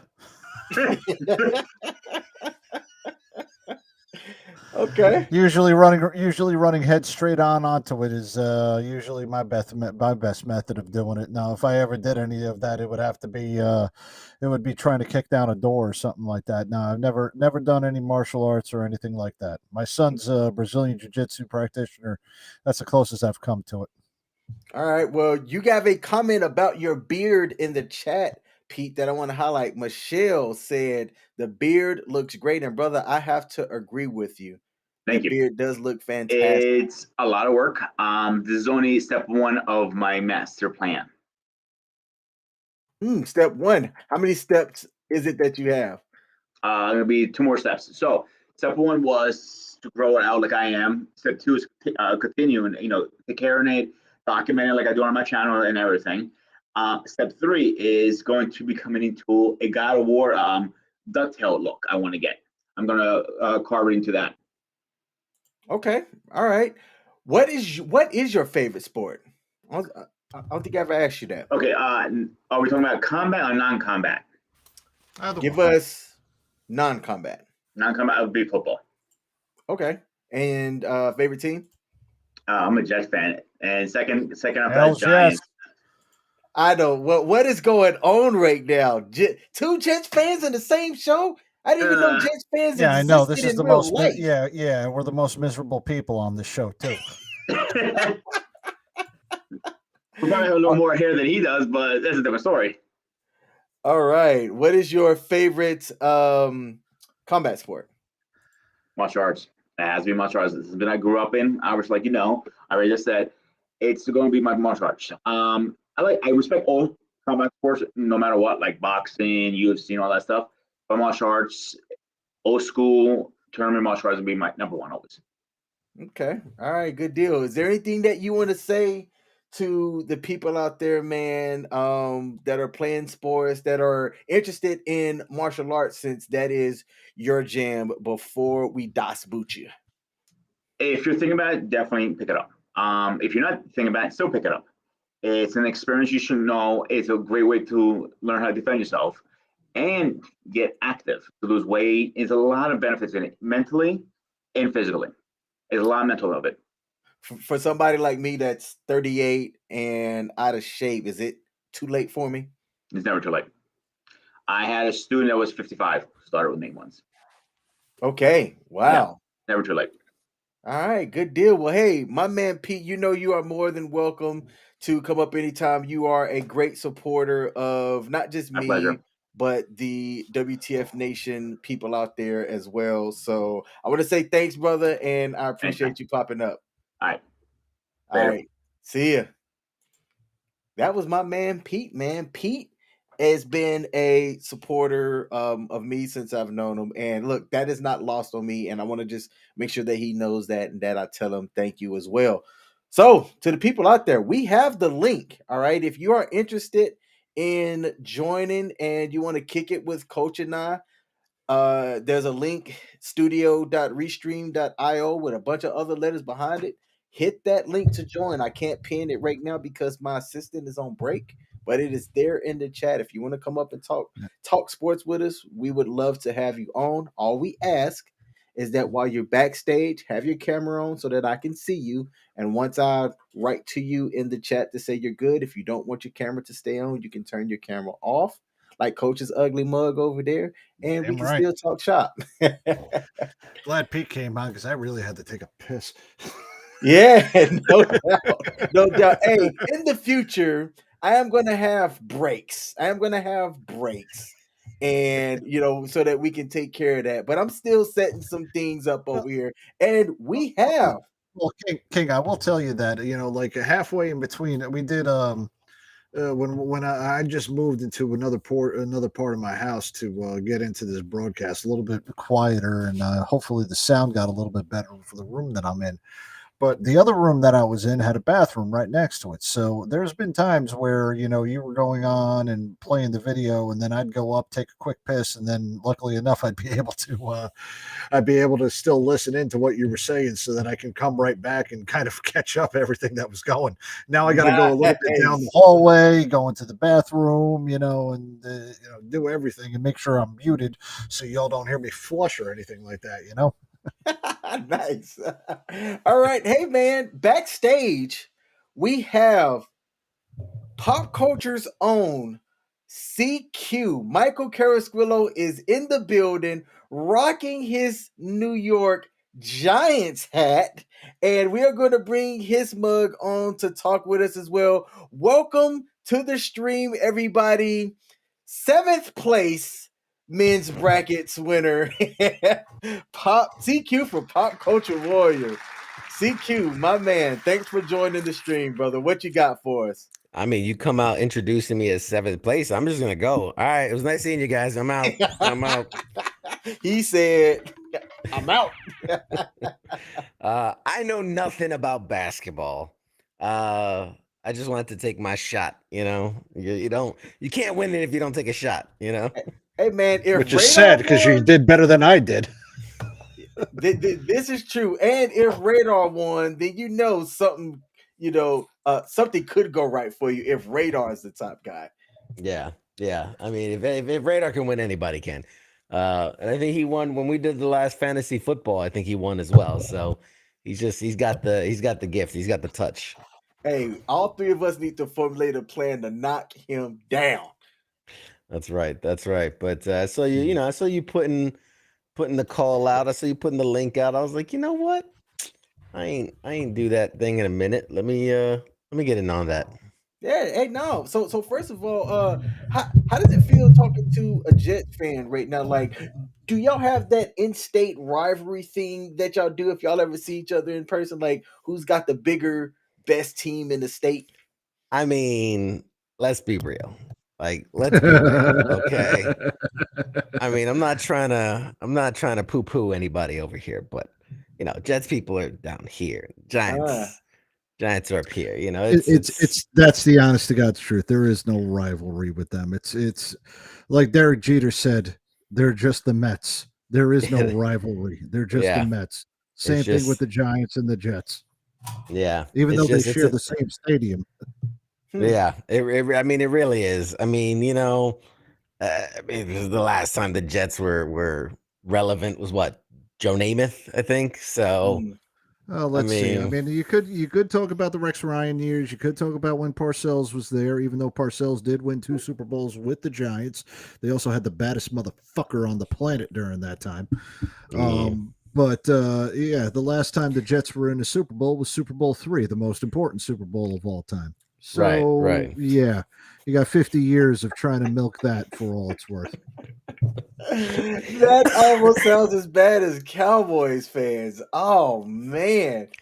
Michelle Yeah. said, "Start a team fight, CQ. We could The- fight, but hold on. But the thing is that Jets fans are a hell of a lot more realistic than Dallas Cowboys fans, because Dallas Cowboy fans feel like they're going to win the Super Bowl every year with that bug-eyed, buck-tooth owner that the Cowboys have. He's not won a Super Bowl since he fired Jimmy Johnson. Ooh. And Jets fans are realistic. We've got an owner who's more worried about selling tickets and selling pharmaceuticals from his company than actually putting a good football team on. You want to know? You want to Now, know? if Aaron Rodgers was on the team, then it would be a different story. But no, You want to know the difference? Look at the sidelines. I tell people all the time, look at the sidelines. Jets games, there's cheerleaders. Giants games, no cheerleaders. That tells you where they're putting the money where it belongs. That's all I'm gonna say. That's all I'm gonna say. Hey, do me a favor. Take me off video for a second, and I'm gonna come back. Just do me one solid. Take me All off. right. He's about to go and get some. I'm curious what it's going to be. he's got a point, because the Jets flight squad. I was even against the Jets flight squad being out on that team. And the funny thing is that the Jets flight squad was the first one to ever have a man who was a cheerleader for the NFL. Not kidding you. Guy's actually a wrestler now. Used to goes by the name of Sonny Kiss. He was on the Jets flight squad. Oh wow. Yeah. No doubt. Okay. Yeah. Hey, what's the flight squad? The flight squad is the cheerleaders for the New York Jets. Don't even get me started with that. Jets don't need a cheerleader. They need a daggone owner that cares more about winning than he does about the back page of the New York Post or the New York Times or the Daily News. That's all that they're really worried about. And unfortunately, they'll never get that, because Johnson is an absolute schmuck of an owner, just much in the same way that what's his name is Jerry Jones, bug-eyed moron down there in Dallas. Hey, speaking of bug-eyed morons, this is a horrible transition. I'm looking backstage. Oh, the CQ coming back on? Oh, God. Yes, and what we're about to get. Ladies and gentlemen, if you have the ability to screen record or screenshot this, I need you to pull out your phones, your tablets, whatever, and get ready, because this is hilarious to me. CQ's coming back on. I'm ready, coach. Put me in. He said, I'm ready to play. Put him in the game. What do you think? Man, that helmet is fire, first of all. Right? I've seen it. So I am already aware of it. But how does one get a salute to service authentic New York Giants helmet, brother? Tell us how you got that. This one, honest to God, this one was a gift. My wife being as awesome as she is, she knows I'm a big Giants fan. And once a year, they release a special edition, salute to service item. It's not always a helmet. Sometimes it's a hat, a shirt, whatever. This year they released helmets.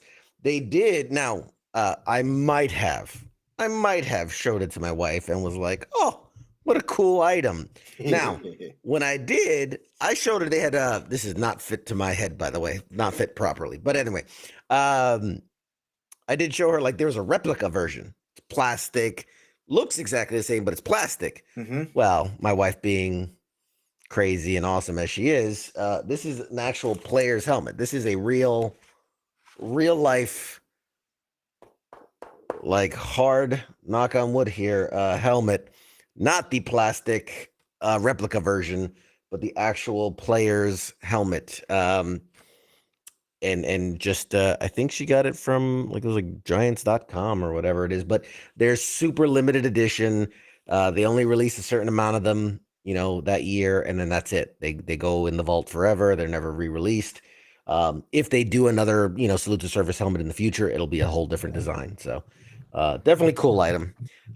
One that goes up, in the shelves you can't see that go that way. There's more equipment and things like that. So yeah, it's definitely displayed. This is literally like the first time I've squeezed it onto my head, which it hurts.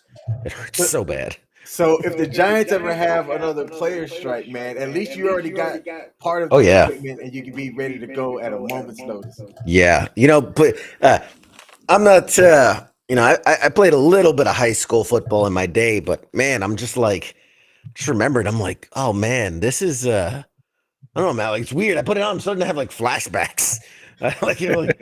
Just remember just getting hit a lot. It's all flashing back to me right now. Yeah. Hey, I like CQ. Has anybody told you that you look like Bobby Boucher? My mama said, "Coach is the devil. Coach is the devil." Michelle is looking over the Insta game. She said, "Okay, Coach, what you got?" Because as of right now, CQ just scored a touchdown, and by adding the mentioning of his wife, went for the 2-point conversion. What you got, Coach? What do I got? I got absolutely nothing. All right, CQ. I think you're. Yeah, he had to take off his headphones to be able to put on the helmet. Yeah, and now I'm hearing echoing right in the microphone. Sorry about that. Sorry about that.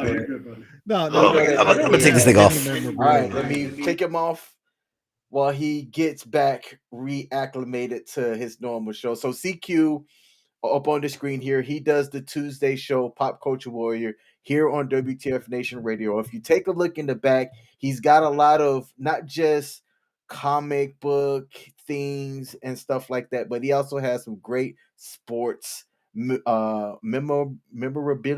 It's more than 3 syllables, so sometimes I struggle with saying long words. But we're gonna get back. He's still not fully set up.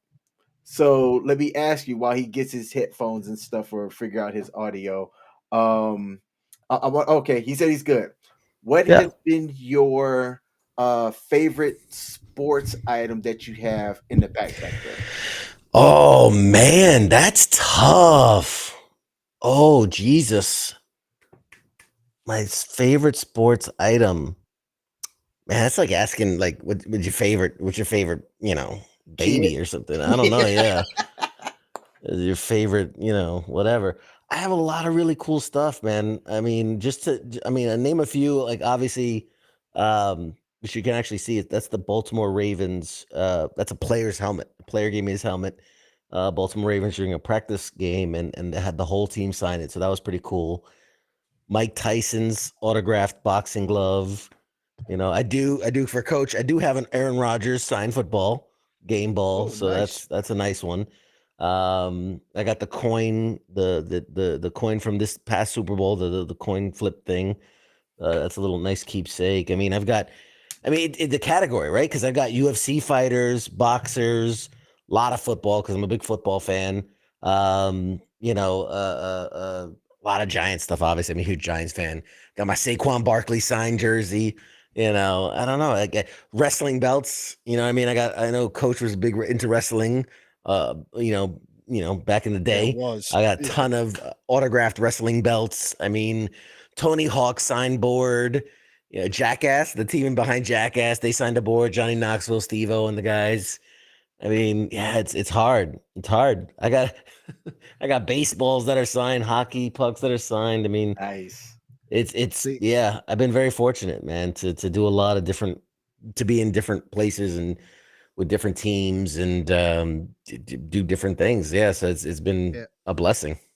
And I'll say this: you definitely beat me on the memorabilia thing because I'm not a big memorabilia collector at all. Truthfully, I am not a big memorabilia collector at all. I am more of the experience and more of going in there for what is unique or what is types of certain things. Like I don't have the tickets to it, but I was there for the Monday Night Miracle. I don't have the tickets to it, but I was there for Game 5 in Shea Stadium for the 2000 World Series.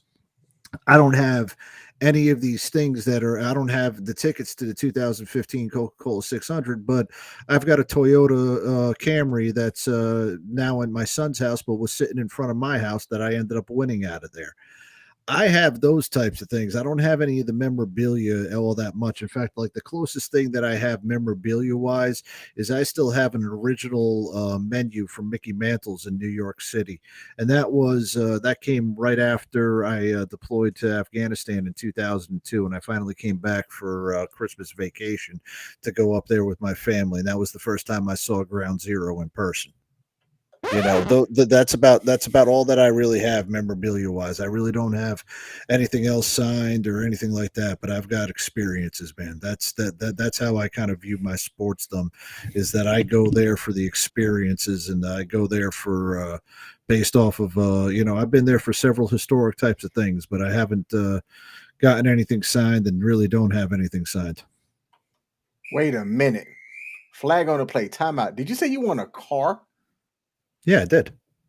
How did you win a car?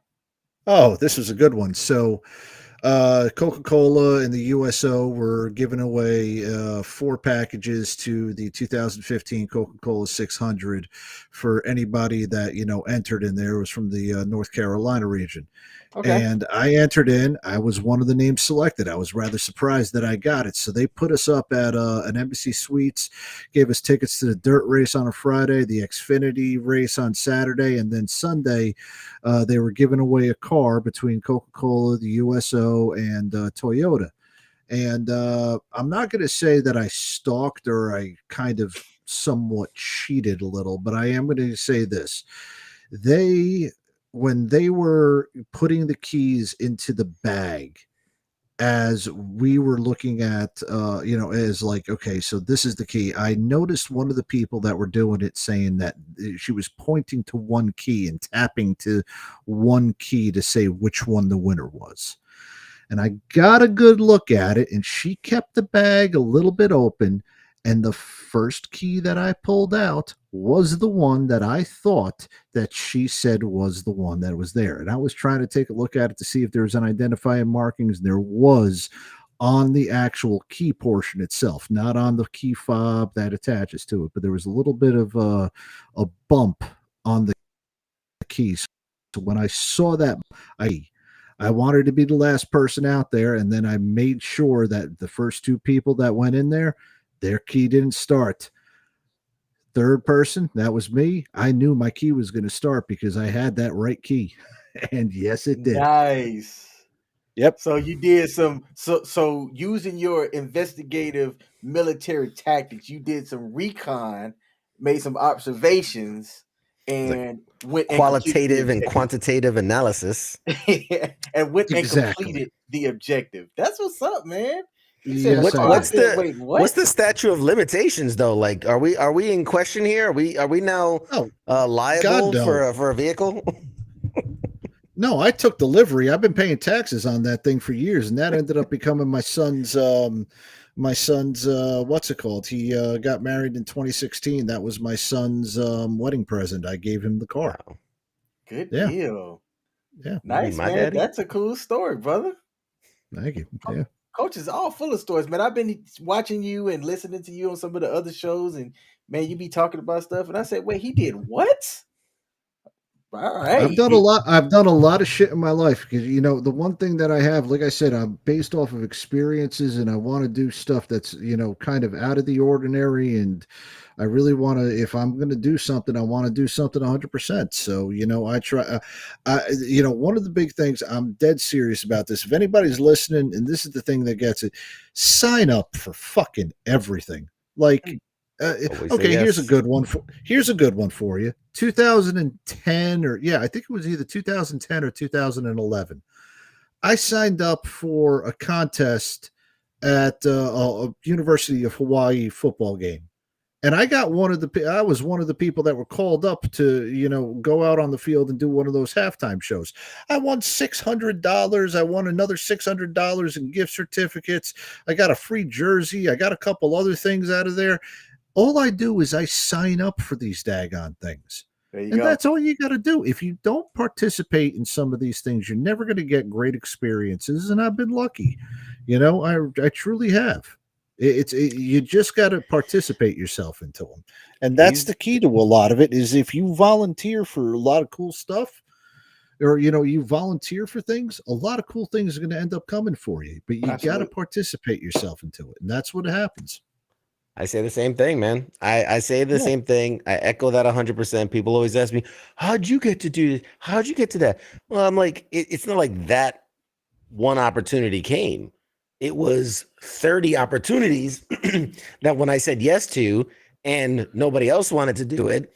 And then like, your name gets out there and then people are like, oh, that's a cool dude. Let's, whatever, Yep. And then when the big thing comes around the corner, they're not going to go to other people who've never done anything. They're going to go to, oh yeah, that guy, he's cool to be around. He's cool to hang out with and whatnot. But going back to the memorabilia thing, I'll just say real quick that, Coach, you may not have the memorabilia for it, but I think those are the true fans. I think the ones that can I might have the jersey or the hat and I root for the team and I watch the games and I'm in the moment. I enjoy it.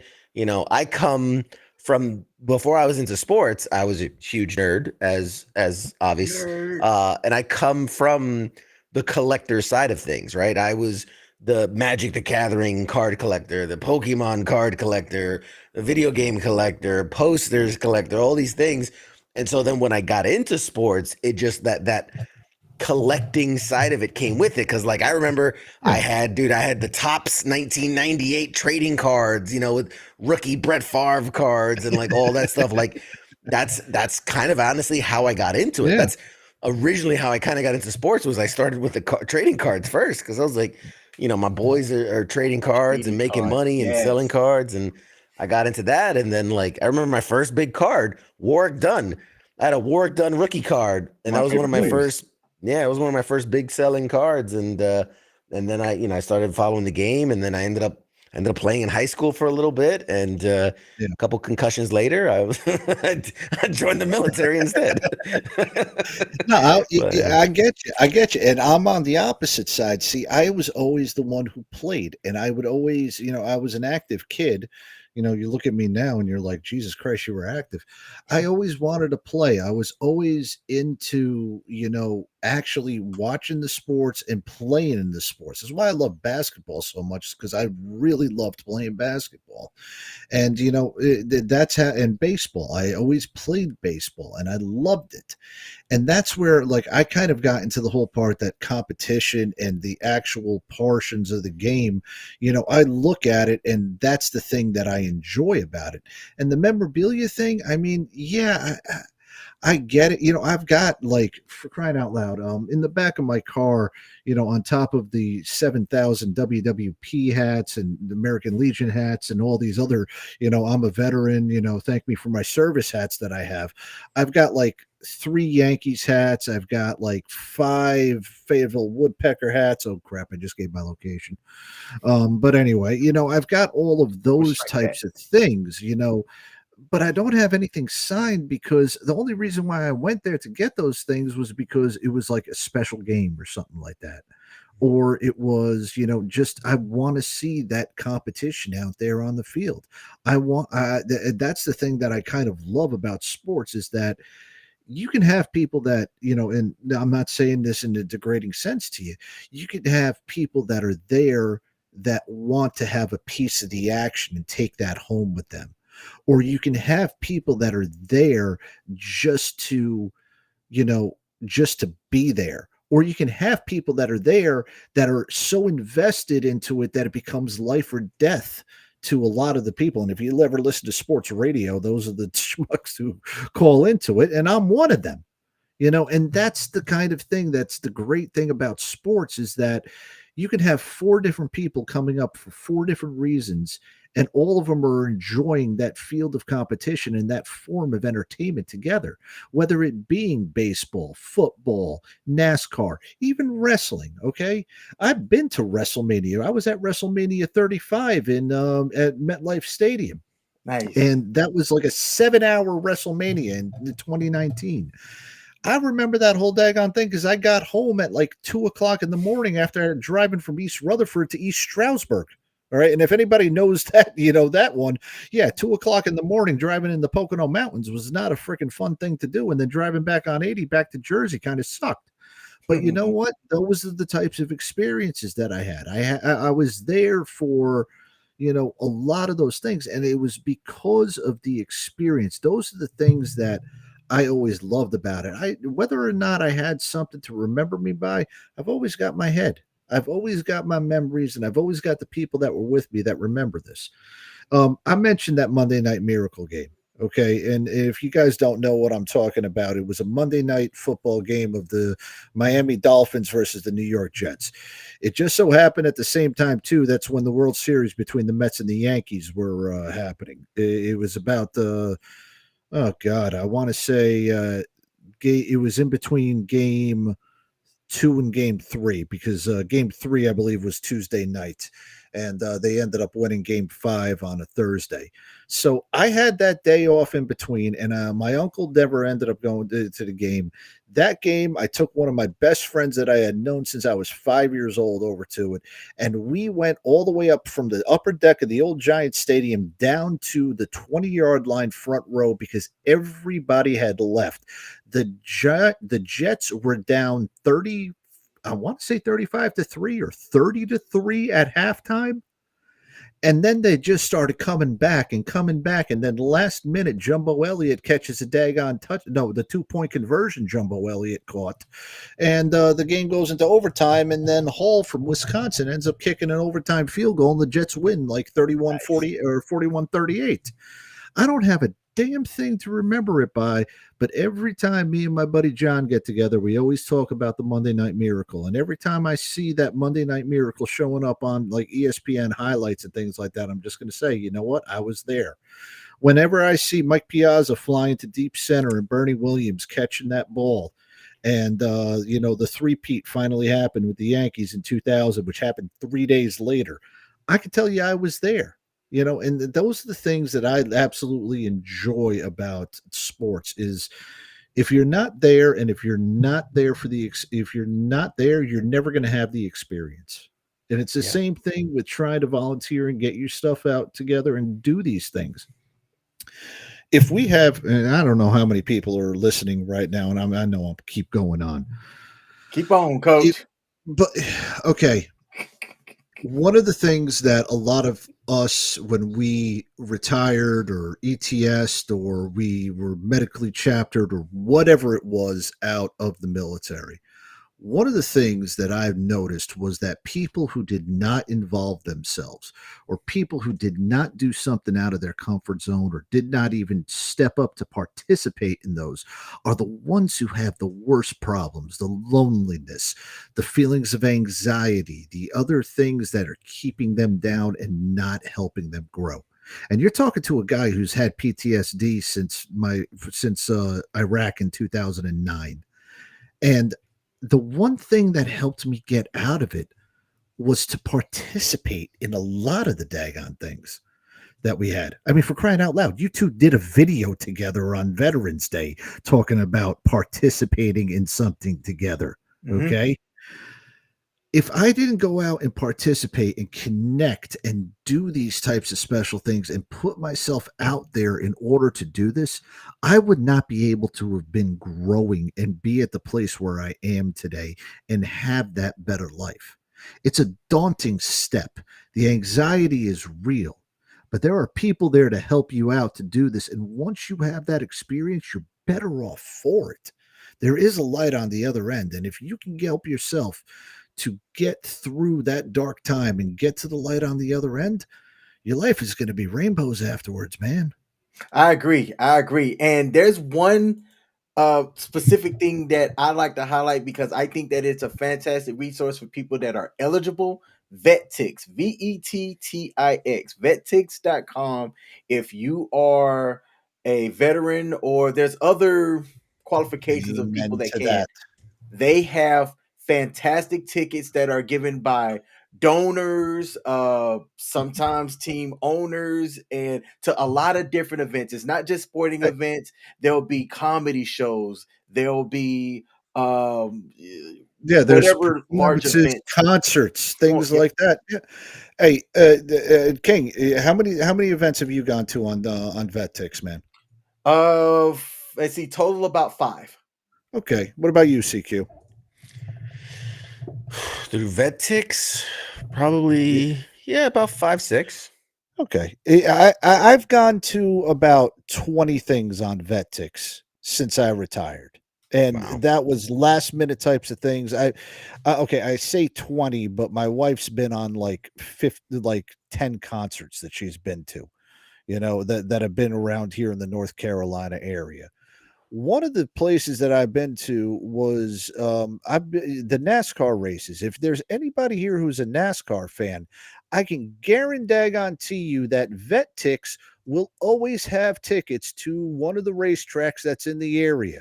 Just this week, I got 3 emails going from Richmond, Martinsville, and Bristol. I'm about to get another one over here for Darlington. NASCAR is one of the ones that every race they have tickets already set up for VetTix to have. In fact, I'll tell you who it is. Kurt Busch has his own tickets where he donates like 150 tickets just off of his own on VetTix for them to disseminate out. And it's $15 for like 4 tickets. You pay a processing fee. Yep. I know people have donated tickets to the Wizards game or to the Yankees game. I know that wrestling shows that I've been to in the past, they've been, donated out of there. Concerts, any type of thing just to get you out of it. God, who the hell was the one really good looking Faith Hill and her husband. I went to go see them with my whole family on VetTix when they were in Greensboro. New Kids on the Block. My wife went to go see it. The guy who's on The Voice, the country singer. I don't know who the hell he is. Blake Shelton. Blake Shelton. Yeah. He was there. He had concerts coming out of that. For crying out loud, Metallica in 2021 was over on VetTix. You think I didn't swipe up Metallica tickets? Fuck yeah, I did. Yep. Now VetTix is a freaking awesome one, man. VetTix is amazing. It depends on your market, the different type of opportunities. And what I mean by market is just like where you live. Location. But if you are eligible for VetTix, sign up. It is a fantastic deal. Now, there are some comments here that I would like to highlight. We got Richard Bronco in the building. Said, is auto racing a sport? I mean, it can be. I don't know anything about it, but I literally have a goal list of things that I would like to attend, and that is one of them. So if you are aware of an event or something like that, let me know, and if I can make it happen, I just might pull up. Holly Veach is in the building. I'll talk to you about that after we get through the comments for the NASCAR. I've driven a stock car on the course, 200 miles an hour. Yeah, it's intense. No, I gotta do this. Holly Veach is in the building. Said, "Hey y'all, going back and forth between y'all and the CMT Awards. Holly, where are you from? Because I'm from Alabama. I'm used to y'all, but I'm used to how like Southern people say y'all, and I love to hear like, hey y'all." Wow. So that's how I heard you say that. So if you are from the South, let me know. If you're not from the South, then I still care.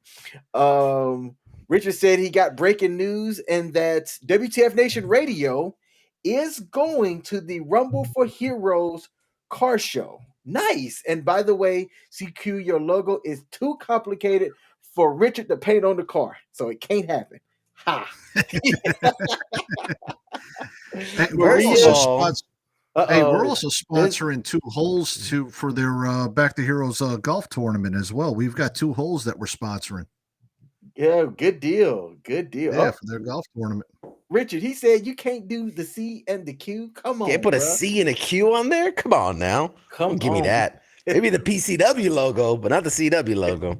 We CRC, got WCQ. Maria Badhog, which that's fantastic last name if that's your last name. Said that I hope everybody is doing good and wonderful show. Thank you for tuning in.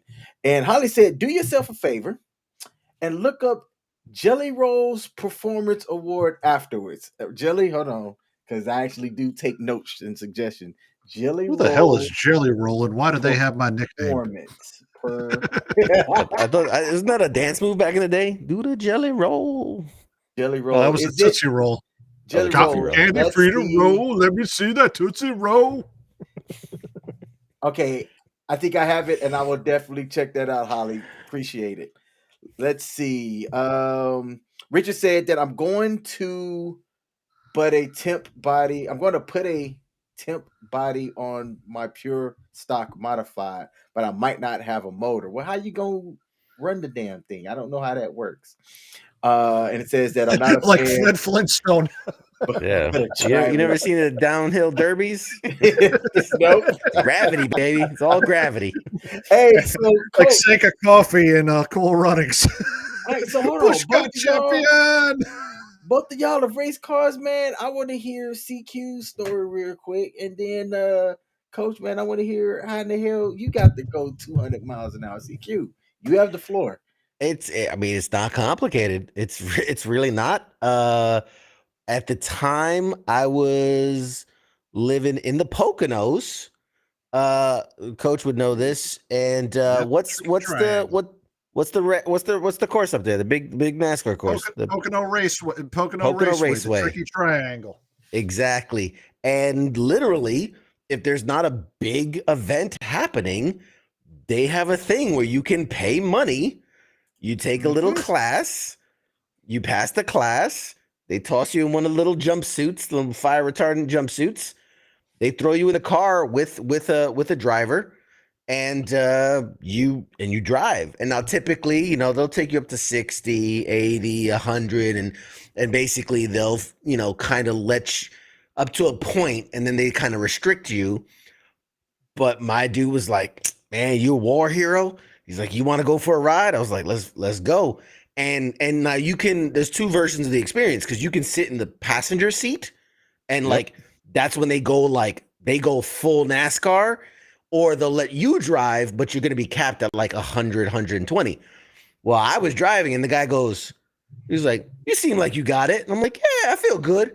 He's like, all right, let's bump this sucker up. And bam. And we were flying, and they had taken off all the slow cars out. So it was like me and like two other guys on the track.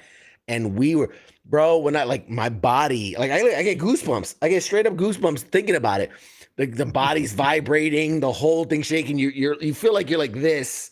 You feel like you're completely sideways. The earth looks at an angle, and you just, bro, when like, oof, I can only imagine it's got to be like what like the jet fighters feel like when they're in there and they feel all the G-force. But man, the closest for all my military vets out there, if you ever took a Humvee to like 65, 70 miles an hour on a dirt road, and you just felt like at any point just doors were going to fall off and wheels were going to come flying off. It was like that, but with like, I don't know, Monster Energy fueling you or something. But yeah, it was intense. It was a lot of fun. Yeah, that sounds fun. That sounds fun. I need to do this in my life. I need to figure out who your driving person was and be like, hey man, I might not be CQ, but I did serve, brother. What's up? Coach, how about you, man? Tell us about your experience. Same thing like CQ, except I did it over at Charlotte Motor Speedway, or Lowe's Motor Speedway at that time. And I want to say it's like the Rusty. I know back in the day it was the Richard Petty driving experience. I want to say it might be Rusty Wallace driving experience, or it might be somebody else right now. But take a look for like a driving experience. And on like CQ was saying, on weekends that they don't have a sanctioned race, you'll have like a Friday, Saturday, Sunday sessions where you'll go out there in one of the well, I think it was an Xfinity car that I went to, one of the Busch Series cars back in the day, but it's not like a full Cup car that you go to, but you'll go on there and you'll run. Like I had 10 laps on the Charlotte Motor Speedway that I did, and I was driving. From that I had to pass the test. They got me all hooked up and everything. I took a couple laps around as far as just getting the shift and getting the revs up, and that's a big thing too. Is you got to make sure that you actually have the revs up. It's not like you're shifting at 3,000 if you've got a stick or anything. You got to shift that thing around 7,000 or 8,000 RPM in order to get a good get up off of that. But that's that is a phenomenal thing to actually go ahead and do. Yeah, my wife got that for me, and they did that. One of them. One thing I did do back in fact, this is what I was going to tell you. If you're looking for your next race experience, why don't you guys come on down to Darlington Labor Day weekend? I think there's a certain email that comes out every Tuesday that's sometime during September or towards August. If you look in South Carolina, you'll probably see it. And I'm pretty sure you guys know how to register for it. I don't know, man. Those they kind of played a little safe, man. I'm a little bit of a thrill junkie. Let me see something. I had this thing in my head a couple years ago where I said, okay, I mean, I've gone as fast as I humanly can, right? In the speedway. I'm a certified scuba diver, and I've gone down about 120 feet. So without specialized equipment, that's about as deep as you can go. I've skydived. So I've got about as high as you can go without specialized equipment. So I'm like, all right, as low as I can go, as high as I can go, as fast as I can go. And I'm trying to take it to all the peaks of human ability and human capability. Obviously without needing some type of like licensing and teams and specialized equipment. But I had this theory for the longest time where I was like, one of the big ones, one of the big birthdays, like the 40, the 50, the 60, whatever. I wanted to do like the mega trifecta and I don't know, get it sponsored by like Red Bull or something. Where I jump out of a plane and then scuba dive to then a speedboat to then like get on land and then like drag race or something like that. Like I wanted to just like a 24-hour roll of just pure adrenaline and like balls to the wall, just to see if I can make my heart explode. Make sure you do the flying before you do the scuba diving, because Obviously. I did learn. And if you all aren't aware of that, your lungs can aspirate. Explode. They can explode if you scuba dive that day and then go flying later on that night. You could do 3 in 1. Actually, you could just go ahead and get on a jet fighter, do one of those backseat rides that some people have. Dude, let them take the stick and then hit the ejector seat as you're over water, and then you go scuba diving. First of all, that's the other thing. They have those dogfighter schools where you can go against each other. So do that, and then at some point, like open canopy, roll that bitch over, and just drop out into the free fall. I'm telling you.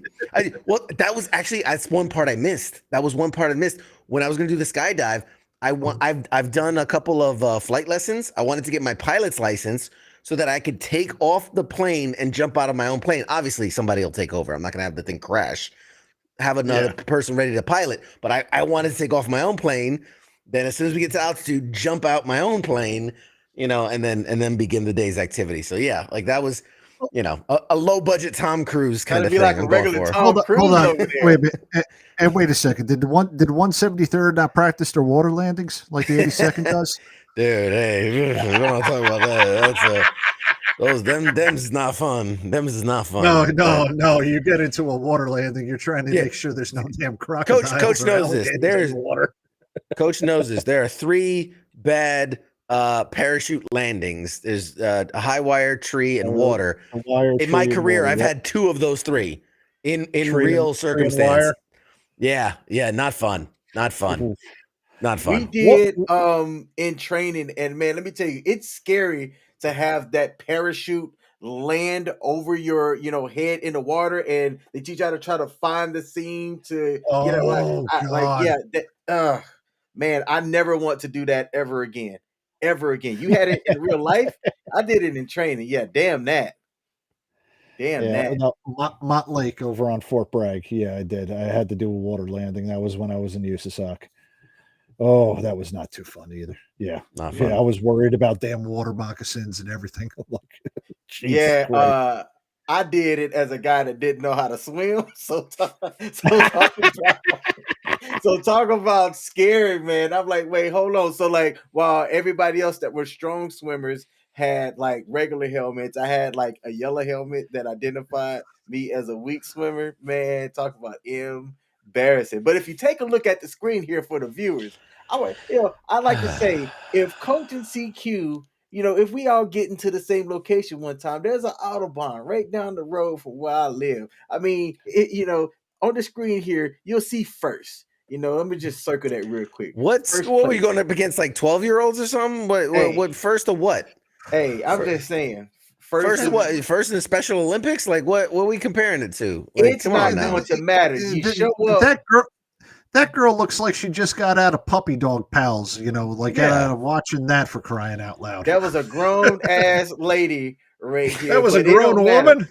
Line Nah. them up, and I'm knocking them down. So anytime, anywhere y'all want the smoke, let You me don't know. listen. You don't want to lose to the pop culture nerd who has with physical limitations and nerve damage you don't want. It's embarrassing. It's embarrassing. You're the sports guy. You're the big talker. You don't want to. I tell people all the time. You don't want to go up against me because you lose. Oh, you got the You'll lose. automatic cheat code too. You lose.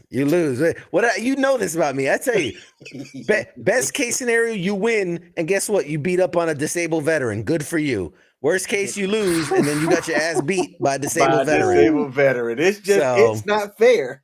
But I don't care. Whether it's my own daughter. If we in competition, you about to get this smoke. So hey, CQ, let's run it. Pete, if you want to come down too for this, let us know, and we will make this happen, Captain. You ain't gonna. It's just gonna be excuses. It's always gonna be excuses why you lost and how there was other people on the track and you couldn't. You were distracted by the shiny bald head and there was your tires were too slick and it'll just be all the excuses. All the excuses. Hey, yeah, go ahead, buddy. No, Coach. Go ahead. No, I was gonna say Richard Bronco is talking about that he's got his own street stock cars out there, and that's he needs a sponsor to pay for his gas to tour. Well, yeah, I can't help you with the sponsorship out of that, but you ever come down to the Carolinas and race through the Carolinas, I'll come out and see you out there because we got several good tracks. One of the good ones that they got. They just reopened North Wilkesboro where they're having the All-Star race in May for NASCAR, and they've been doing a lot of late model races, and they've been doing a lot of I can't remember the other kinds that they've been doing. I know that they don't do World of Outlaws, but they do a lot of them. I think the SRX is also going to be coming down to that racetrack, but it's one of the most famous racetracks on the NASCAR circuit because it was on the original NASCAR. It was actually one of the original 6 NASCAR tracks that they raced on the first season and for their professional for their first season in NASCAR. So you ever get down here in the Carolinas, definitely let us know, man. I'll definitely take a look at you as well, man. Hey, I'll tell and you Richard, what, reach if you out don't to mind, I would like to link up with you on Facebook just because I'm kind of curious about this stuff. There's a guy who used to be a in-flight refueler as well in the Air Force. I know he races like it's not NASCAR, it's like the ones that go in the straight line that zoom real fast and they got the parachute. Oh, the top fuel, the funny cars, drag racers, drag racing. He does drag racing, and the passion and the money that he puts into that. I'm like, man, you have to have a passion because it's not a small investment or whatnot. But Oh, if no. you're cool, man, I'm gonna send you a friend request on Facebook if you don't mind. And I like I was to gonna see say, this, man. reach out to Rich, man. No promises. Reach out to contact at WTFNationRadio.com. Maybe there's a way to get this some type of station sponsorship going, man. We get some of that WTF Nation Radio on some cars out there, man. Put that on some, get some notoriety or something.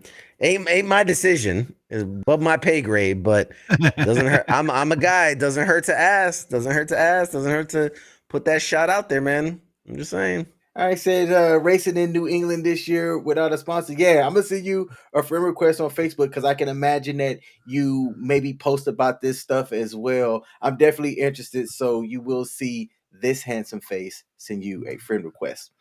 CQ. Lying to the guy. Hey man, first of all, the world needs to know this face. Second of all, we're about to close out the show, and as a guest, I want to give you last words, maybe even plug your own show so I don't have to before you go. Yeah. There's this great show Tuesday nights. It's awesome.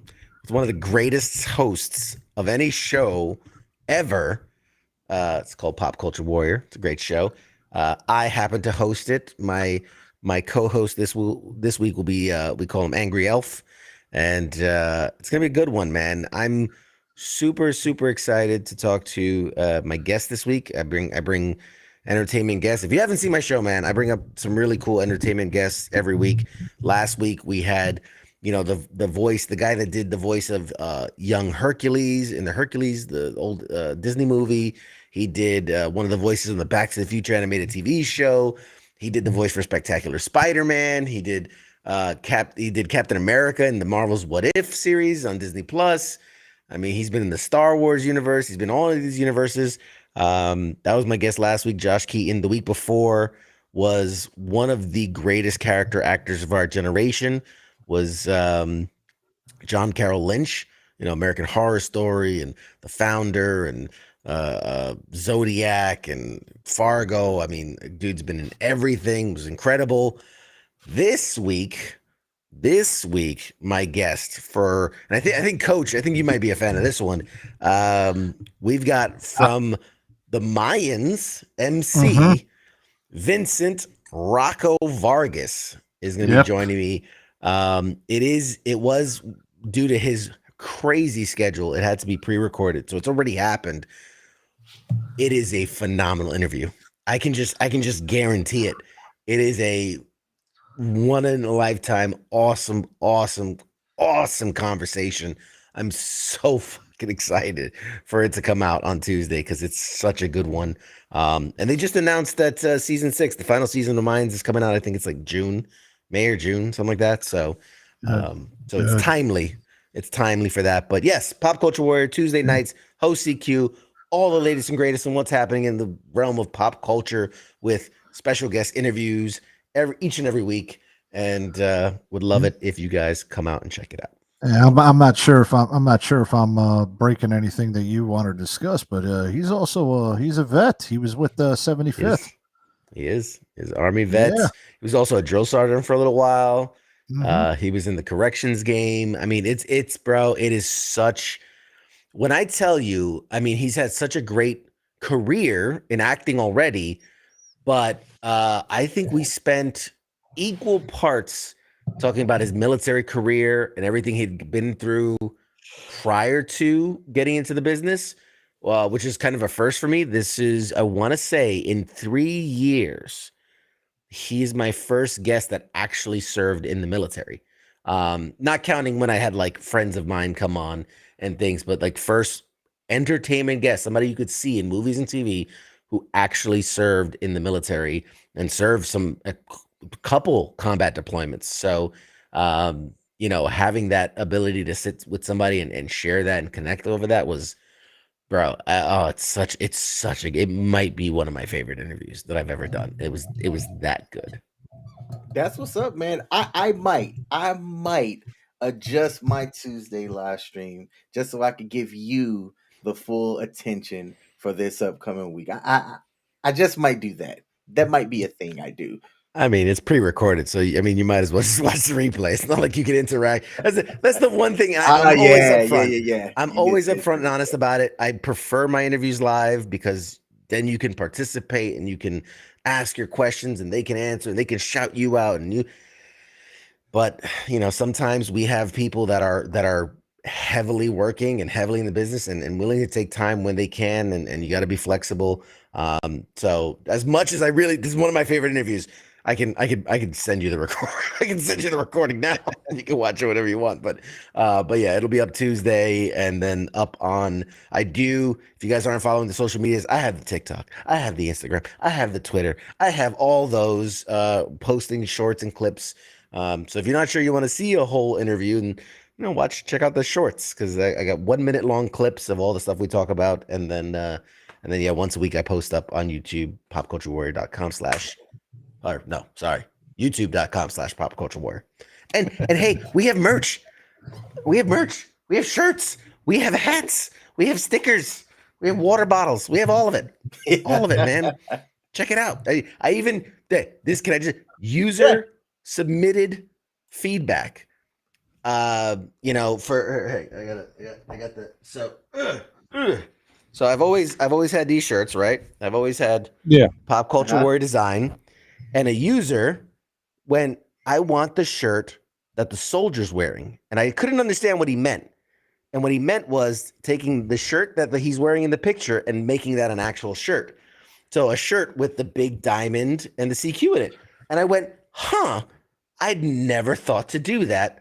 And so I went ahead and designed it. And it's live up on the website now, pcwgear.com. And you can get it on obviously a shirt, but you can get it on a shirt, hat, shorts, whatever you want. So pcwgear.com. It has all the cool stuff, and a couple people have ordered some stuff already, and I'm excited. Give it, unfortunately, it's not Amazon, so it does take like 3 weeks to get your item, which stinks, but it's all print on demand. So it is what it is. There's not a warehouse with my gear sitting in there.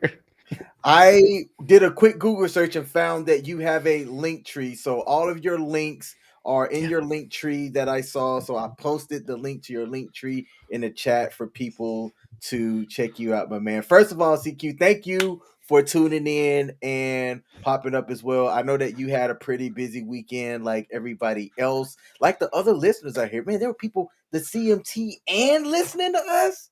Yo, I'm telling you, every time I see those comments, it makes me smile. Like I'm still smiling from what Holly said earlier, right? So thank you for taking the time to tune in and to call in on our first guest call-in show. You're not a guest, you're one of the other hosts here on the WTF. Hey, I'm a guest. I'm a fan of the show. That's why I called in. How many times have I called into your show? That's true. That's true. God knows how many times. Yeah. That's true. I call into these too, so I mean it's all good. That's what we're all about, baby. That's what you guys have a great one, in, brother. Thank you for having me on. Keep up with the awesome work, man. I love what you guys are doing. Hell yeah, man. Awesome. All right, brother. See you later, brother. Das Boot. I didn't give him the chance to leave. I removed him my damn self because I'm petty like that sometimes. Hey, coach, we are over the time that we usually go on, but you know what? That's the beauty of it all. We can run the show the way that we see fit, and people are here. Folks were commenting. I just found Richard Branco. I hope I'm saying that right. Facebook page. I'm gonna send him a Facebook request afterwards, and I would love to check that out. DC's in the building. Said, "What up, King and Coach? Hey man, what's up with you?" He's coming in last minute. Outstanding. Coming in at the last minute, but still popping in to comment anyway, and we appreciate that, Coach. We're going to close out the show. Last week, I did the show episodes or whatnot, but now that you are back, man, you do it a lot more entertaining than me. So give me a second to pop this up on the screen here and tell the viewers and listeners out there what other shows that we have live at 8 p.m. U.S. Eastern, 6 days out the week. You have the floor.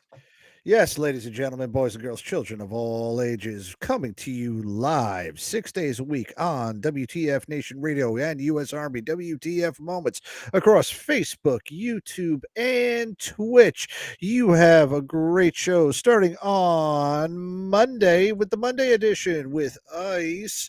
And I believe hold on. It's Ice and Shipwreck. That's right. Shipwreck is on Mondays. I couldn't remember which one. I'm sorry about that. I know Pookie's on Friday. We'll get to him on Friday. But the Monday edition, where we're going to be talking about the current events, current things that are happening within the U.S. military, and all the shit talking that we want. It's hosted by the WTF Nation Radio founder, Ice, the man himself, still also starring Shipwreck as well. You definitely don't want to miss that out. And on Tuesday, as you saw previously on the Sports Bar, we have Pop Culture Warrior, hosted by CQ. I can't remember. Angry Elf is going to be his guest co-host today. And as you all know, he's also got Vincent Vargas from Mayan MC. He will be on Tuesday. Phenomenal show. If you guys want to get in as far as talking about the world of pop culture, basically anything dealing with the MCU, what's going on in the movies, music, and television, you definitely want to tune in on Tuesday. And on Wednesday, if you guys want to sit back, bullshit, and do absolutely just talk about whatever the heck you all want to, then definitely tune into the Smoke Pit, starring Pop Culture Warriors' former sidekick, Radar, and TZ. Last week, they had on the founder of the Pink Berets. Phenomenal conversation about what the women warriors are going through and the resources that are available for women warriors dealing with all of their issues that they have, and are specific to them, and the resources available to it. But the great thing about the Smoke Pit is that it's talking about whatever it is that they want to talk about. For crying out loud, I was on there a couple weeks ago. I don't remember what we did, but me and Radar ended up talking for 2 hours, and I still have no idea what we did, but the 2 hours just flew right by. Phenomenal show. Definitely check them out on Wednesday. Thursday, our greatest show that we have, it's Sergeant's Time, hosted by Ice. We might also be getting somebody coming back here pretty soon, and I honestly do hope that Miss Spanky might be coming back here pretty daggone soon. I really sure as heck hope that happens. But in the meantime, Ice is going to fly solo on Sergeant's Time every Thursday at 8 o'clock. We're going to talk about the current happenings that are happening around the military, dealing with veteran issues, and dealing with what's going to be going on in the Army. All the fuck ups that we see units doing, we're going to call you out on them. All the good stuff that we see that's happening in the military, we're going to go ahead and give you praise. Anything that's dealing with your day-to-day life in the military, well, that's what we discuss every Thursday on Sergeant's Time.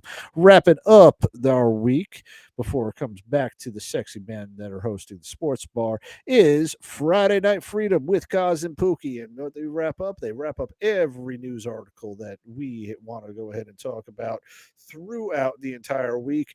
Total great wrap-up show, and it's phenomenal to see Kaz trying to not to struggle with his gremlins that he's got in his computer, but also reading my wise-ass comments on air because I try to make him crack up and joke for half of the time that he's on it. But great topics of conversation every Friday night on Friday Night Freedom. Then we come back on the week with us, King and I, on the Sports Bar, where we talk about the world of sports, talk about life, and I hope, are going to continue getting callers and getting our audience involved inside this, because that was pretty cool having Pete and CQ on tonight. It was. Y'all let me know, for the viewers and listeners, if y'all enjoyed having a guest, come up and talk about sports with us, like people do at sports bars, right? You can go up to a total stranger at a sports bar, and what you talked about earlier, Coach, is just bonding over the moments and the memories of things. That's the vibe that we want to have here. So if that's something that y'all want to rock with, let us know, and we will keep having guests come up and shoot the shit with us about all things sports and the happenings in life in general, man. I enjoyed it. I hope y'all enjoyed it as well. Coach, did you enjoy it? Oh, I thoroughly enjoyed it tonight, buddy. I definitely did. My new setup, I kind of like this little room because now I can't hear any of my dogs. I'm loving the fact that we're over here and just talking about the world of sports with everybody. Well, something we're both passionate about, and hope everybody returns next Sunday. All right, good deal. Except next Sunday we won't be here. Oh, that's right. Next because Sunday it we will won't be here. Yep. It will be Easter. Got some plans going on that would have made it difficult to try to have a show next week. So we will not be having a show. We'll be back next April Easter. 16th. We will be back April 16th live and in full effect. Before we fully close out the show, David, you said you didn't know that LSU had it in them and that they torched Iowa. We did talk about that at the beginning. Absolutely, I did. I knew that LSU had it in them because if you go to the Sports Bar Facebook page, I called it before the game even tipped off. They were my favorite. They are who I put money on. And when the next time I go to the casino, I will be going to go cash my ticket and collect all $22 that I won. So to everybody that stayed in and tuned in with us, I saw Leon Gray on earlier as well. Thank you. Like Mashir early said in the chat, y'all have a good night. And we are wait, hold on. 2 more questions. My bad. I'm sorry. Valiant Thor said, who's first here? I'm just gonna say me, because if you're not first, you're last. I don't know what the question is referencing to. If it's the first show of the week, if the show starts on a Sunday, for you, then yes, we're the first show of the week because you know what? Tip of the spear, Sports Bar leads the way. Damn right. CQ said, when are they're going to be interviews? I do have some things that I'd like to discuss with the station manager as well. So I'm just gonna say soon. Now, if you know me personally, soon could be 5 years from now, or it could be 5 weeks from now. So I'm just gonna hit you with the soon, and we'll try to make that happen. So I appreciate the question. All right, hey, I don't have an outro built yet. I'm still working on that. So I'm just gonna close out with this static picture. I'm going to give a salute to everybody out there and say y'all have a fantastic rest of your day. I'm going to go check out some of the WrestleMania highlights that I can find on Twitter because it's free. Salute. Yep.